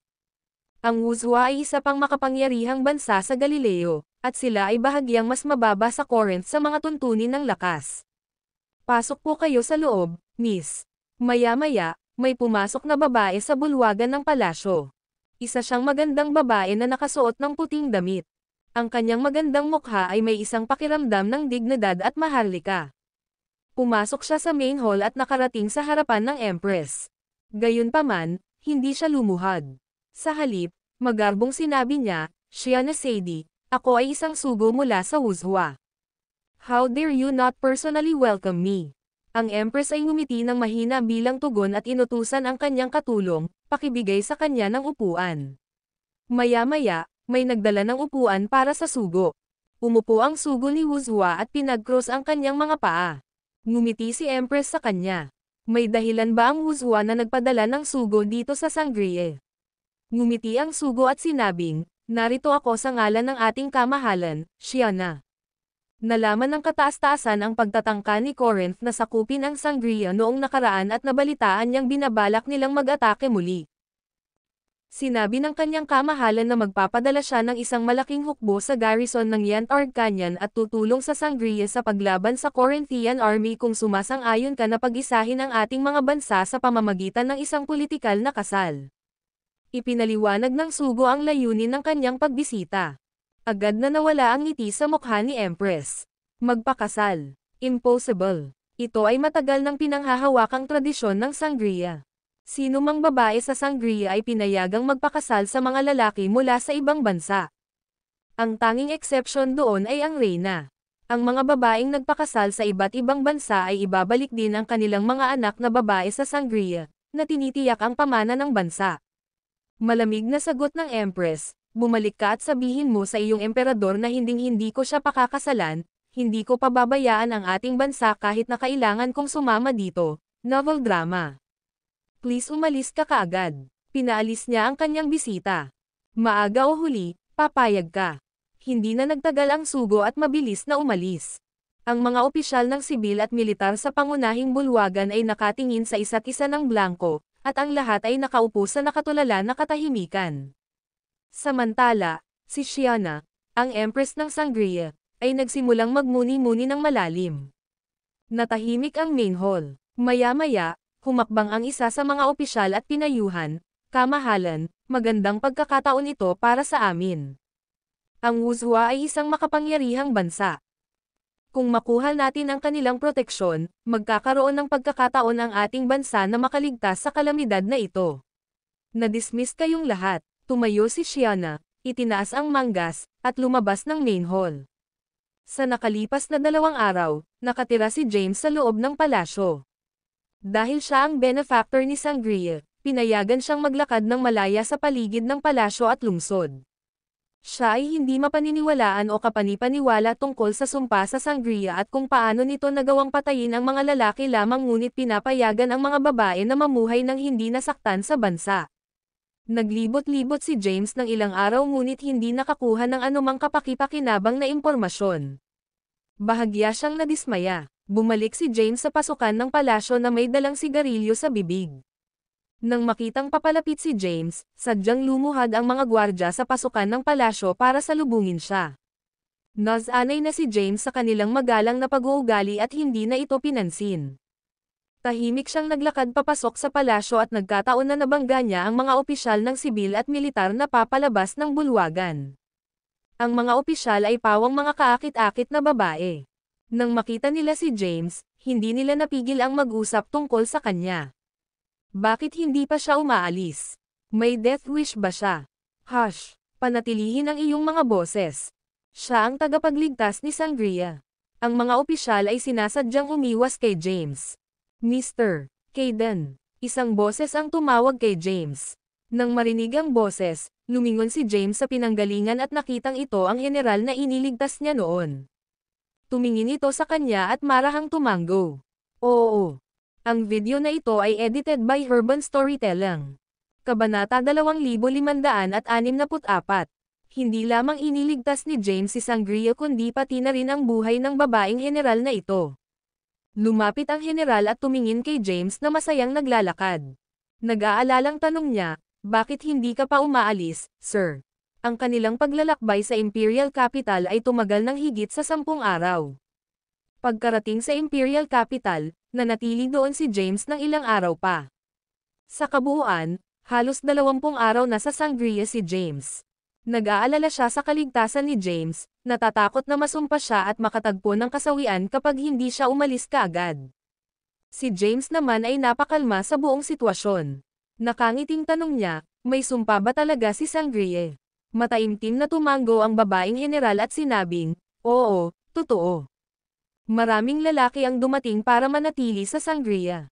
Hindi sila naniniwalang umiral ang sumpa. Sa kalaunan, lahat sila ay isinumpa at namatay ng hindi maipaliwanag.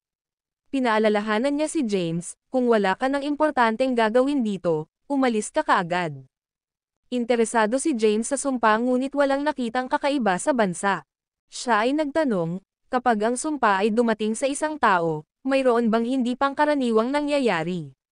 Umiling ang babaeng general at sinabing, hindi ako sigurado.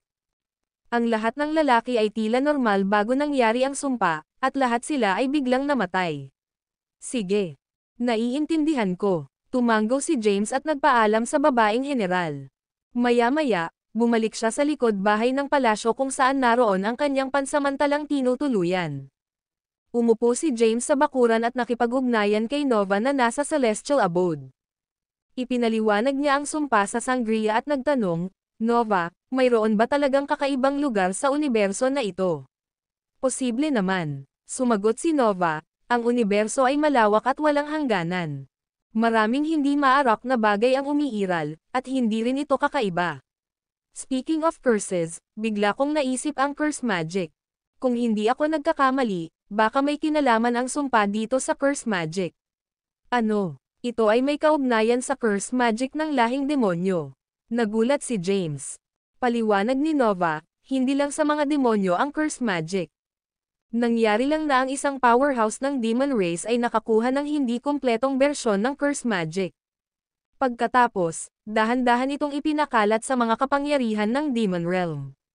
Noong Primordial Age, nakuha ng isang powerhouse ang hindi kumpletong curse magic at nag-imbita ng iba pang powerhouses na pag-aralan ito ng sama-sama. Kaya naman, marami sa mga powerhouse ng Demon Realm ay higit pa o mas kaunti ang nakakaalam ng curse magic. Sa kalaunan, itinuro nila ito sa kanilang mga disipulo, at ito ay naging mas laganap sa Demon Realm. Ang curse magic ay napakalakas at isang nakakatakot na kasanayan. Gayunpaman, ang curse magic na kilala sa mundo ay isang hindi kumpletong bersyon. Ang kumpletong bersyon ay nawala noong sinaunang panahon. Nang marinig ito, hindi napigilan ni James na magtanong, kung gayon, bakit mo sinabing ang sumpa dito ay nauugnay sa curse magic? Natahimik sandali si Nova. Makalipas ang halos 1 minuto, sumagot siya, tawagin itong isang maswerteng hulaan. Tsaka, sagot ni James. Sabi ni Nova, noong sinamahan ko si Emperor Jabari noong nakaraan, naglakbay kami sa buong universo. Sa isang tiyak na pagkasira sa isang lugar, nahukay namin ang ilang mga bagay mula sa Primeval Age at nakakuha ng ilang impormasyon. Anong klaseng impormasyon? Muling nagsalita si Nova, noong Primeval Age, 7 realms ang umiral sa universo. Ang 7 realms na ito din ang pinakamalakas na planeta sa universo. Gayunpaman, marami pa ring ibang mundo na hindi ganoon kalayo sa likod ng 7 realms. Noon, isang hindi magagapi na swordmaster ang pumunta sa isa sa mga mundo para tugisin ang isang partikular na tao. Gayunpaman, nabigo ang mga negosasyon, at ang mundo ay tumigil sa pag-iral. Mula sa impormasyong nahukay namin, ang partikular na mundong ito ay halos ganap na nabasag ng kanyang atake ng espada. Gayunpaman, isang makapangyarihang tao ang namagitan at pinrotektahan ang mundo bago ito nawasak. Ang taong ito ay may kumpletong bersyon ng curse magic. Ginamit nila ito upang isara ang planeta at matagumpay na mailigtas ito mula sa pagkawasak, novel drama. Bagaman naligtas ang mundo, tinatakan ito ng sumpa. Kaya, ang mga powerhouse mula sa labas ng planeta ay hindi makadaan sa selyo at maabot ang planetang ito. Noon, hinahanap ni Emperor Jabari ang selyadong mundong ito sa buong universo. Gayunpaman, hindi niya natagpuan ang mundong ito na protektado ng kumpletong bersyon ng curse magic sa kabila ng paglalakbay sa malayong lugar. Ang sitwasyon sa planetang ito ay halos kapareho sa impormasyong nakuha ni Emperor Jabari. Sa makatuwid, pinaghihinalaan ko na umiral na ang mundong ito mula pa noong Primeval Age, at ang selyo sa mundong ito mula sa totoong curse magic. Ang video na ito ay edited by Urban Storytelling. Kabanata 2565. Matamang nakikinig si James kay Nova. Sinabi sa kanya ni Sophie ang kaunti tungkol sa mga pangyayaring naganap noong Primeval Age. Kaya, alam niya na ang powerhouse na pumuksa sa buong mundo sa isang sword strike ay ang parehong swordmaster na lumikha ng Supreme Sword Technique. Ang sword technique na natutunan niya ay mula mismo sa swordmaster na ito. Gayunpaman, ang kanyang pinagkadalubhasaan ay ang mga pangunahing kaalaman lamang ng kanyang nakakatakot na pamamaraan. Pagkatapos na bigyan ito ng ilang konsiderasyon, tinanong ni James, kung gayon, mamamatay ba ako kung patuloy akong mananatili dito? Sumagot si Nova, Kung ang lahat ng mga lalaki na nauna sa iyo ay sumuko sa hindi maipaliwanag na pagkamatay mula sa sumpa, pagkatapos ay ipinapayo ko sa iyo na umalis sa lalong madaling panahon. Baka mamatay ka rin dahil sa sumpa. Hindi ito isang pambata na kalokohan, at ang mundong ito ay hindi kasing simple ng iniisip mo. Hinimok din ni Nova si James na umalis dahil napakalaki ng banta ng curse magic. Kung isang kumpletong bersyon ng curse magic ang bumuo ng selyo sa planetang ito, kung gayon kahit ang isang Grand Emperor na dumating sa bansang ito ay masusumpa at mamamatay, lalo pa ang isang tulad ni James. Nang marinig ang babala ni Nova, bahagyang kinabahan si James. Mga 20 araw na siya sa teritoryo ni Sangria. Ayon sa mga naunang kaso, ang sumpa ay sasapitin sa mga lalaking halos 30 araw nang nasa bansa. Sa kasamaang palad, ang mga lupain ni Sangria ay napakalawak, at aabutin siya ng halos 10 araw bago tuluyang umalis sa bansa. Bumulong si James, kung ganoon, mas mabuting umalis na ako sa lalong madaling panahon. Noong una, hindi siya naniniwala sa sumpa. Gayunpaman, nakumbinsi siya ng mga salita ni Nova na maging ligtas sa halip na magsisi. Bago umalis ng bansa si James, gusto niyang magpaalam sa Empress at tingnan kung nasaan sina Henrik at Chusai. Umalis siya sa looban at naglakad patungo sa lugar kung saan karaniwang nagtatrabaho ang Empress. Ang lugar ng trabaho ni Empress Shiana ay pinangalan ng Summer Palace. Pagdating ni James sa entrance ng Summer Palace, narinig niya ang boses na nagmumula sa loob ng office hall ni Shiana. Kamahalan, 2 na lang ang pagpipilian natin. Maaaring sumuko tayo sa Corinth o makiisa sa Wuzhua sa pamamagitan ng kasal sa politika. Ang tanging pag-asa naming mailigtas si Sangria ay nakasalalay sa iyong kasal sa emperador ni Wuzhua. Hindi mo kailangang subukan at hikayatin ako. Hinding-hindi ako papayag sa alinmang opsyon. Mag-isip ng 2 beses, kamahalan, novel drama. Hindi mo kayang isakripisyo ang buong bansa dahil sa sarili mong kapritsyo. Sinubukan ng ilang mahahalagang opisyal na kumbansihin ang Empress. Nataranta ang Empress sa bagay na iyon. Katok, katok, katok. Kumatok si James sa pinto. Maya-maya, lumabas ang isang court lady para buksan ang pinto. Nang makitang si James iyon, magalang niyang binati ito, Mr. Kayden. Sabi ni James, gusto kong makita si Empress. Paumanhin, Mr. Kayden. Ang Empress ay tinatalakay ang mahahalagang pambansang gawain ngayon. Mangyaring maghintay sandali sa labas.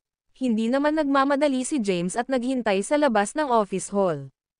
Mahigit 1 oras siyang naghintay hanggang sa tuluyang nagsimulang tumulo ang mga opisyal palabas ng bulwagan. Pagkatapos, dinala ng court lady si James para makipagkita sa Empress.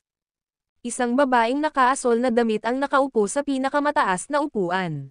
Nang pumasok siya, hinihimas niya ang kanyang mga templa. Ang video na ito ay edited by Urban Storytelling. Kabanata 2566. Kamahalan. Pumasok si James sa hall at binati siya. Naka-blue gown si Shiana at nakaupo sa pinakamataas na upuan sa hall. Ang bati ni James ang pumutol sa kanyang pag-iisip. Ibinaba niya ang kanyang mga kamay, umupo ng tuwid, at tumingin kay James na nakatayo sa bulwagan. Nawala agad ang pag-aalala niyang ekspresyon at napalitan ng matamis na ngiti. Nandito ka na Mr. Kayden. Tumanggo si James at sinabing, Ma'am. Naparito ako upang itanong kung nakakuha ang kamahalan ng impormasyon tungkol sa kinaroroonan ng aking mga kaibigan. Sagot ni Empress Shiana. Inutusan ko na ang aking mga subordinate na ipamahagi ang kanilang mga portrait, ngunit hanggang ngayon ay wala pang balita tungkol sa kanila. Nang marinig ito, nadismaya si James, napakaraming araw na ang lumipas, ngunit wala pa ring balita tungkol sa kanila, novel drama. Mukhang magiging mahirap ang muling pagsasama kina Henrik at Chusai. Huwag kang panghinaan ng loob, Mr. Kayden. Napakalaki ng mundo, kaya mahirap para sa ating bansa na mahanap sila sa ganoong kaikling panahon. Marahil ay marinig namin ang tungkol sa iyong mga kaibigan pagkatapos ng ilang oras na lumipas. Napansin ni Shiana ang nag-aalalang ekspresyon ni James at pilit siyang inaaliw. Inayos ni James ang sarili at sinabing, Salamat, kamahalan. Mangyaring tulungan akong hanapin sila. Gayun din, nais kong ipaalam sa iyo ang aking pag-alis. 20 araw na ang nakalipas mula nang tumuntong ako sa Sangria, at mas mabuti na umalis ako kaagad. Pumayag naman si Shiana. Talaga, may sumpa sa ating bansa. Ang mga lalaki ay hindi tumatagal ng higit sa 1 buwan dito. Ganito na lang simula nang maalala natin. Dapat kang mabilis na umalis. Magpapadala ako ng mga tao sa iyo kapag mayroon kaming impormasyon tungkol sa iyong mga kaibigan. Pinahahalagahan ko ito, kamahalan. Kinilala ni James ang kanyang mga sinabi at magalang na yumuko. Matapos magpaalam kay Empress ay agad itong lumabas ng bulwagan. Napatingin si Empress sa umaatres na figure ni James at huminga ng malalim. Pagkaalis ni James sa palasyo, nagsimula siyang maglakbay ng buong bilis. Balak niyang lisanin ang Sangria sa lalong madaling panahon at humanap ng matutuluyan sa isang kalapit na bansa. Hindi pa rin alam ni James na nagpadala na si Corinth ng napakalaking hukbo upang salakayin muli ang Sangria.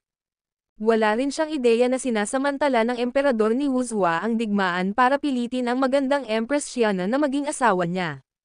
Sa sandaling iyon, isang binata ang nakaupo sa pinakamataas na upuan ng konseho sa pangunahing bulwagan ng Wuzhua Palace.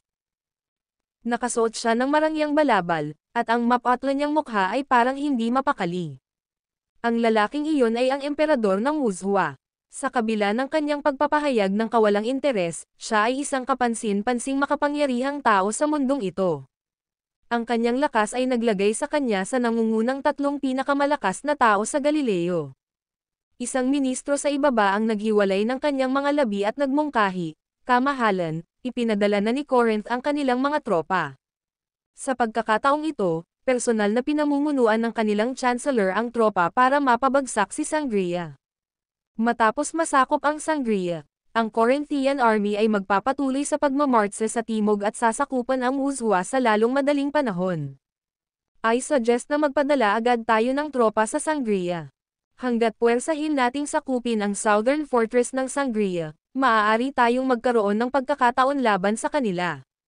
Kung sakupin ng Corinthian army ang Sangria, maaari natin silang pigilan sa southern fortress.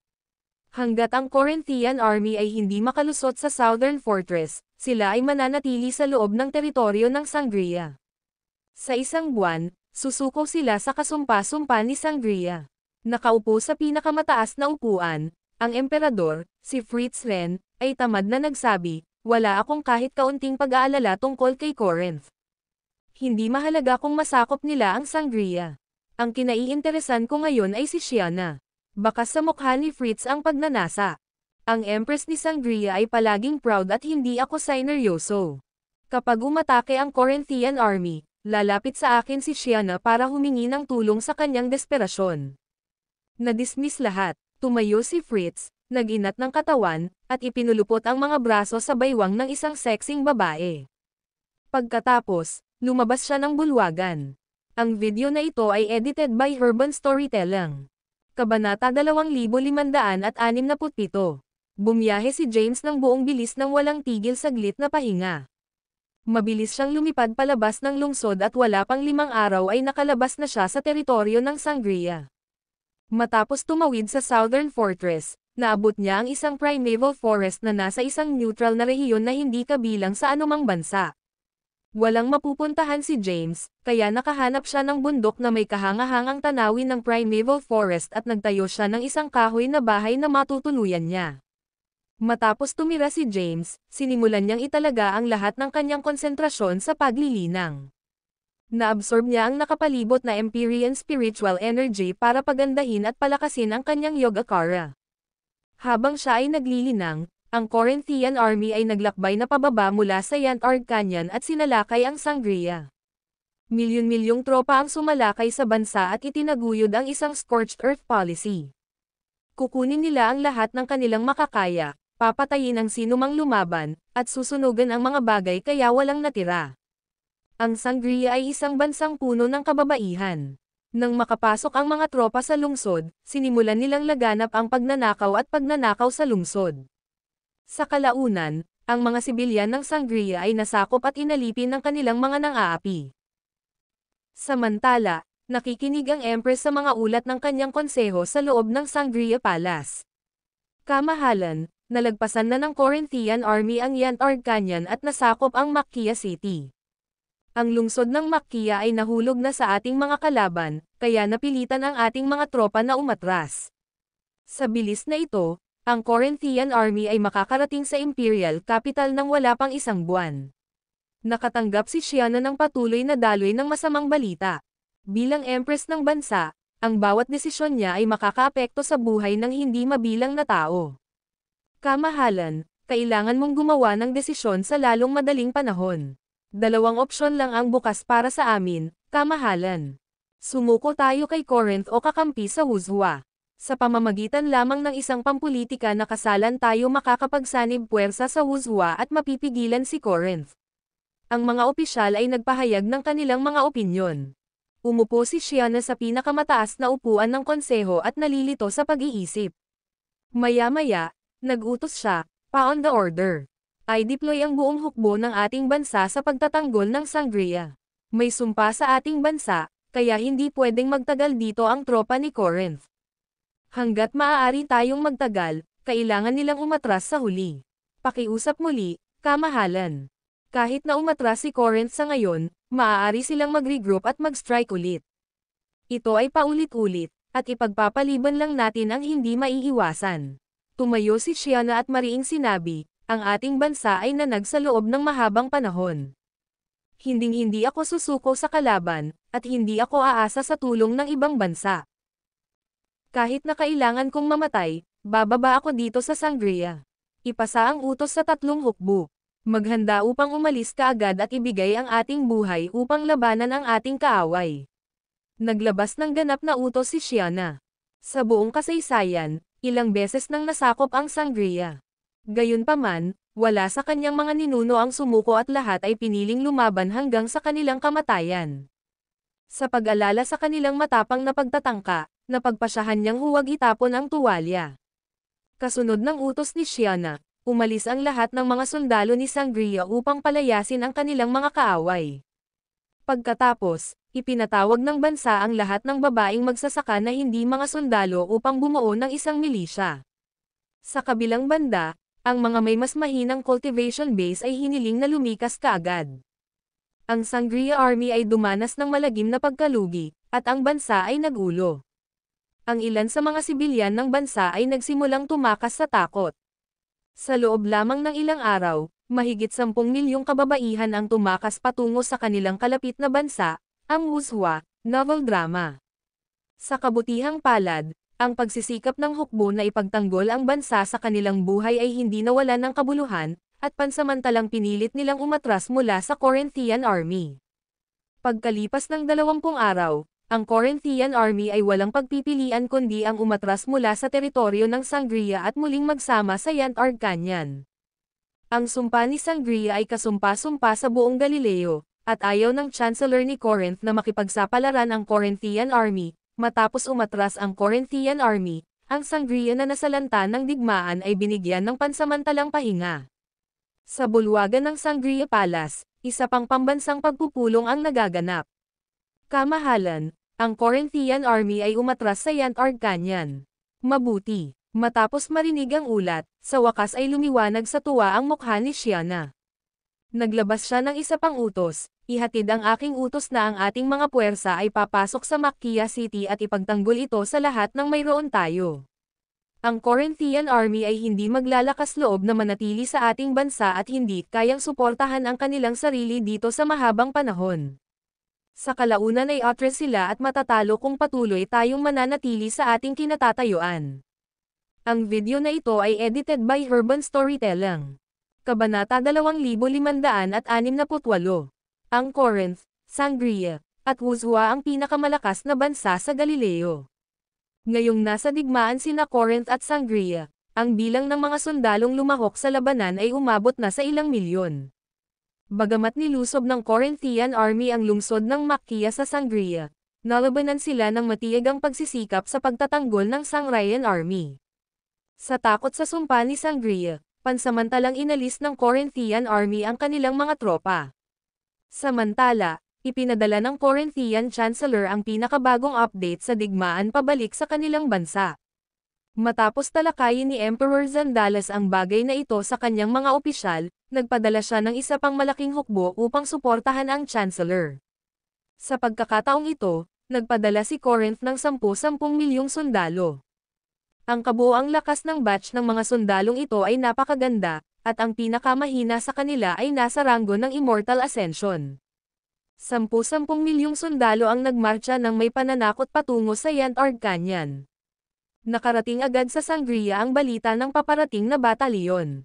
Isang babaeng sundalo ang agad na sumugod sa bulwagan ng Sangria Palace at lumuhad sa isang tuhod habang inihatid ang kanyang nagmamadaling ulat. Kamahalan, nakatanggap ako ng balita na nagpadala si Corinth ng isa pang hukbo ng 10 milyong sundalo. Nakarating na sila sa Yantarg Canyon at makakarating sila sa Sangria sa loob ng 1 buwan.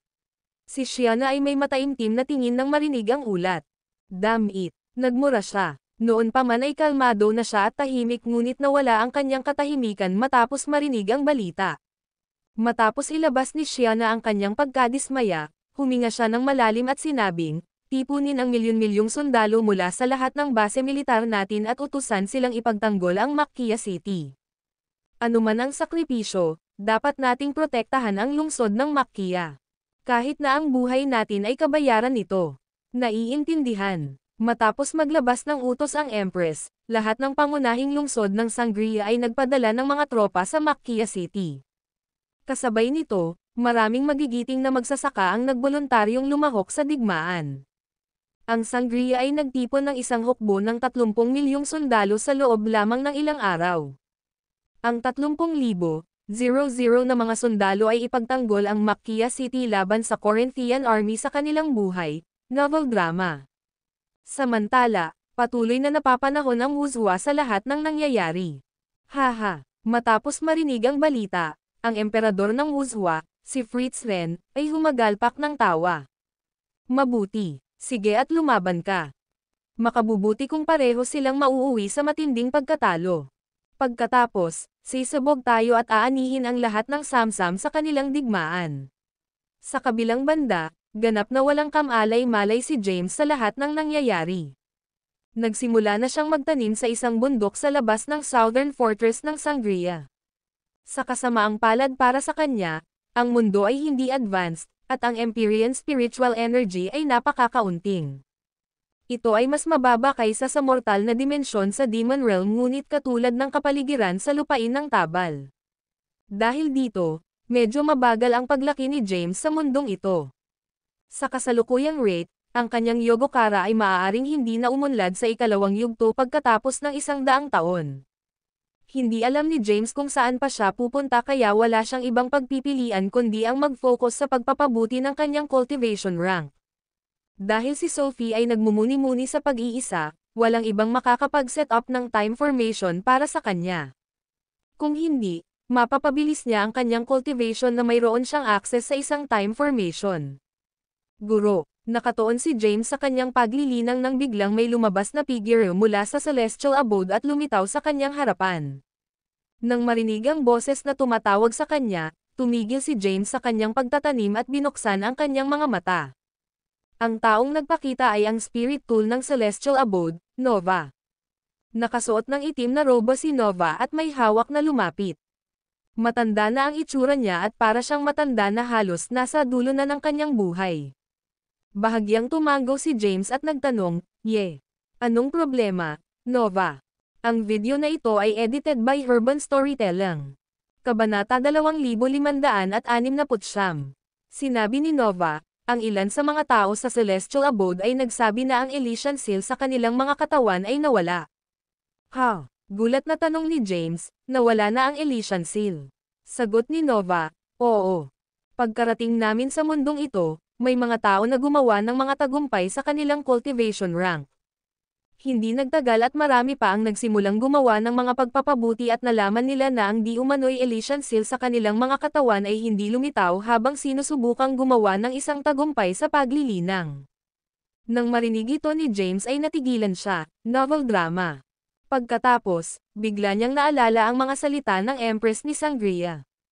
Binanggit niya na ang mga tao sa mundong ito ay walang mga selyo sa kanilang mga katawan, at hindi pa niya narinig ang ganoong bagay bago. Maaari ba itong nauugnay sa selyo ng mundong ito? Nawala sa pag-iisip si James. Matapos mabigang malaman kung bakit nawala ang Elysian Seal habang nasa mundong ito, pansamantala niyang inalis ang bagay na iyon. Dahil ang Elysian Seal ay nawala habang nasa mundong ito, ang kanyang 400,000 sundalo ay mabilis na makapagpapalakas ng kanilang lakas. Nova, tawag ni James. Nandito ako, magalang na sagot ni Nova. Sabi ni James, MS. Si Sophie ay nasa pag-iisa ngayon at hindi maaaring gabayan ang mga sundalo sa loob ng Celestial Abode. Sa ngayon, tulungan mo akong bantayan sila. Patuloy na pakainin ang mga sundalo ng mga espiritual na prutas at damo sa Celestial Abode, at tulungan silang umunlad hanggat maaari. Bago ako bumalik sa Earth, ang mga sundalong ito ay dapat pumasok sa Sage Rank. Naiintindihan. Tumanggo si Nova. Pagkatapos, tumingin siya kay James at sinabi, ito ay isang napakapambihirang mundo, guro. Nagawa nitong Isil ang heavenly path na naging sanhi ng pagkawala ng Elysian Seal sa katawan ng tao. Pakiramdam ko may malaking sikreto sa mundong ito. Kung may isip mo ito, maaaring maging pabor sa iyo ang mga bagay. Natigilan si James at nagtanong, ha? Anong klaseng sikreto? Umiling si Nova at sinabing, yan, hindi ko alam. Gayunpaman, sa palagay ko ay nauugnay ito sa cursed seal na inilagay sa planetang ito. Dahil ang Sangria ay matatagpuan sa gitna ng sumpa, ginawa ito upang ang mga lalaki ay hindi makaligtas sa kanilang bansa. Sa tingin ko ang sikreto ng planetang ito ay may kinalaman sa Sangria. Maaari mong pag-isipang bumalik sa Sangria upang magtanong tungkol dito. Sige, tumanggo si James. Pagkatapos, pinili ni Nova na bumalik at naglaho sa isang itim na glow, na wala sa Celestial Abode sa daliri ni James. Sandaling nag-isip si James, iniisip kung ano nga ba ang sumpa ni Sangria. Bakit hindi nakaligtas ang mga lalaki sa Sangria? Wala sa mga ito ang may katuturan. Gayunpaman, ang kanyang kaalaman ay limitado, at mahirap na maunawaan ang higit pa tungkol sa sumpa. Kailangan niyang bumalik sa Sangria at mangolekta ng higit pang impormasyon upang malaman ang pinagmulan ng sumpa upang mas maunawaan niya ito. Kapag nagawa na iyon, kailangan niyang bumili ng mapa para matiyak ang lokasyon ng gitnang rehiyon ng Sangria at malaman kung ano ang naging espesyal dito. Matapos makabuo ng plano, agad na umalis si James sa kagubatan ng bundok. Nagtungo siya sa Southern Fortress upang muling pumasok sa Sangria. Gayunpaman, nakakita siya ng napakalaking pulutong ng mga kababaihan sa labas ng Southern Fortress. Nagsalubong ang kilay ni James matapos silang makita. Lumapit siya at random na tinanong ang isa sa kanila, ano ang nangyayari? Bakit marami kang umaalis sa Sangria? Tumingin ang babae kay James at sinabing, we're doomed. Ang Sangria ay nasa kaguluhan ngayon. Sinalakay ng Corinthian Army ang ating bansa, at may balitang nagtipon sila ng 10-10 milyong sundalo para lipulin tayo sa isang iglap. Marami sa mga magsasaka ng ating bansa ang tumakas. Pagkasagot ni James ay mabilis na tumakbo ang babae. Nang marinig ito, kumunat ang noo ni James. Akala niya ay natakot na niya ang Grand Marshal ni Corinth para hindi na sila maglunsad ng isa pang pag-atake sa Sangria anumang oras sa lalong madaling panahon. Sa hindi inaasahang pagkakataon, muling nagtipon si Corinth ng napakalaking hukbo upang salakayin muli ang Sangria. Ang video na ito ay edited by Urban Storytelling. Kabanata 2570. Matapos malaman ang pinakabagong pag-atake ni Corinth sa Sangria, sumugod si James sa Southern Fortress at nagtanong tungkol sa digmaan sa pagitan ng dalawang bansa. Nalaman niyang matagal na silang nag-aaway. Ang Sangria ay nagdusa ng napakalaking pagkalugi sa panahon ng digmaan. Pinipigilan nila ang Corinthian Army sa pamamagitan ng pag-asa sa sumpa ng kanilang bansa. Ang Corinthian Army ay hindi nang ahas na manatili sa Sangria ng masyadong matagal. Kung hindi dahil sa sumpa, ang mga depensa ni Sangria ay nasira at nawasak na ngayon. Nalaman din niya na nagpadala si Corinth ng 10-10 milyong sundalo sa Yantard Canyon. Sa kabilang banda, nagtipon si Sangria ng 30 milyong sundalo na nagplanong ipagtanggol ang Sangria sa kanilang buhay. Nabuhayan ng loob si James matapos marinig na nagtipon si Sangria ng isang hukbo na 30 milyon. Sa ngayon, hindi matatalo si Sangria. Gayunpaman, Natakot siya na si Corinth ay patuloy na magpapadala ng mas maraming sundalo para palakasin ang kanilang hukbo at salakayin ang Sangria ng buong puwersa nila. Hindi makayanan ng Sangria ang kanilang pagsalakay kahit na ang sumpa ay umaayon sa kanila. Bagamat gusto ni James na makialam, siya ay isang tagalabas pa rin, at ang digmaan ay walang kinalaman sa kanya. Ang kanyang layunin ay bumalik sa Sangria, kumuha ng impormasyon tungkol sa sumpa, at alamin kung ito ay may kinalaman sa selyo ng planeta. Bukod pa rito, gusto niyang malaman kung may anumang mga benepisyo kung maaalis ang sumpa. Pumasok si James sa isang lungsod sa hangganan. Noong nakaraan, ito ay isang buhay na lungsod. Gayunpaman, ang mataong mga lansangan ay disyerto na ngayon. Ang ilang mga tao na nanatili sa mga lansangan ay abala sa paglikas sa bansa. Dumiretso siya sa isang grocery store. Ang may-ari ng tindahan ay isang nasa katanghaliang gulang na babae. Naglilinis siya ng kanyang tindahan habang naghahanda na rin siyang lumikas. Tanong ni James, "Ma'am, pwede ba akong bumili ng mapa?" Nagmamadaling sagot ng may-ari, "Nasa stand. Tulungan mo ang iyong sarili dito."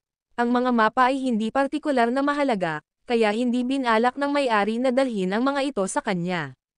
Nakahanap si James ng mapa sa stand sa harap niya at siniyasat ito. Pagkatapos, tinanong niya, "Magkano ito? Maaari mo itong makuha ng libre." Matapos sumagot ang may-ari kay James ay nagmamadali itong umalis dala ang kanyang mga bagahe. Nang makita ang kanyang galit na pag-uugali, nakaramdam si James ng problema. Kinuha niya ang mapa at lumabas ng grocery store. Pagkatapos, tumingin siya sa mapa. Mayroong maraming mga bansa sa mundong ito, mga 10,000 mga bansa na may iba't ibang laki. Gayunpaman, mayroon lamang 3 pangunahing bansa: Corinth, Sangria, at Wuzhua. Ang Sangria ay matatagpuan mismo sa gitna ng mundong ito. Tumingin si James sa mapa at sinimulan itong pag-aralan. Natuklasan niya ang pinakasentro na rehiyon ng Sangria ay isang lugar na tinatawag na Mount Crep-Myrtle. Mayroong simpleng paglalarawan ng Mount Crep-Myrtle sa mapa, novel drama. May isang sekta na matatagpuan sa Mount Crep-Myrtle na tinatawag na Crep-Myrtle Sword Pavilion. Matapos malaman na ang Crep-Myrtle Sword Pavilion ay matatagpuan sa sentro ng mundong ito, nagmamadaling pumunta si James doon. Samantala, umalis na rin si Empress Shiana sa Crep-Myrtle Sword Pavilion. Ang likod na bundok ng Crep-Myrtle Sword Pavilion ay isang napakatahimik na lugar na may masaganang Empyrean spiritual energy sa hangin. Sa pagkakataong iyon, magkatabing naglalakad ang 2 babae. Isa sa kanila si Shiana. Si Shiana ay nakasuot ng makinis na damit, na binabalangkas ang kanyang perpektong figure. "Swordmaster, ano sa palagay mo ang desperadong pag-atake ni Corinth kay Sangria?" Tanong ni Shiana. Ang ibang babae ay mukhang kasing edad ni Shiana at kapareho ng tangkad. Pareho siyang maganda at nakasuot ng mahaba at puting damit na may nakaborda na mahabang espada. Siya ay mesmerizing at dinala ang kanyang sarili impressively.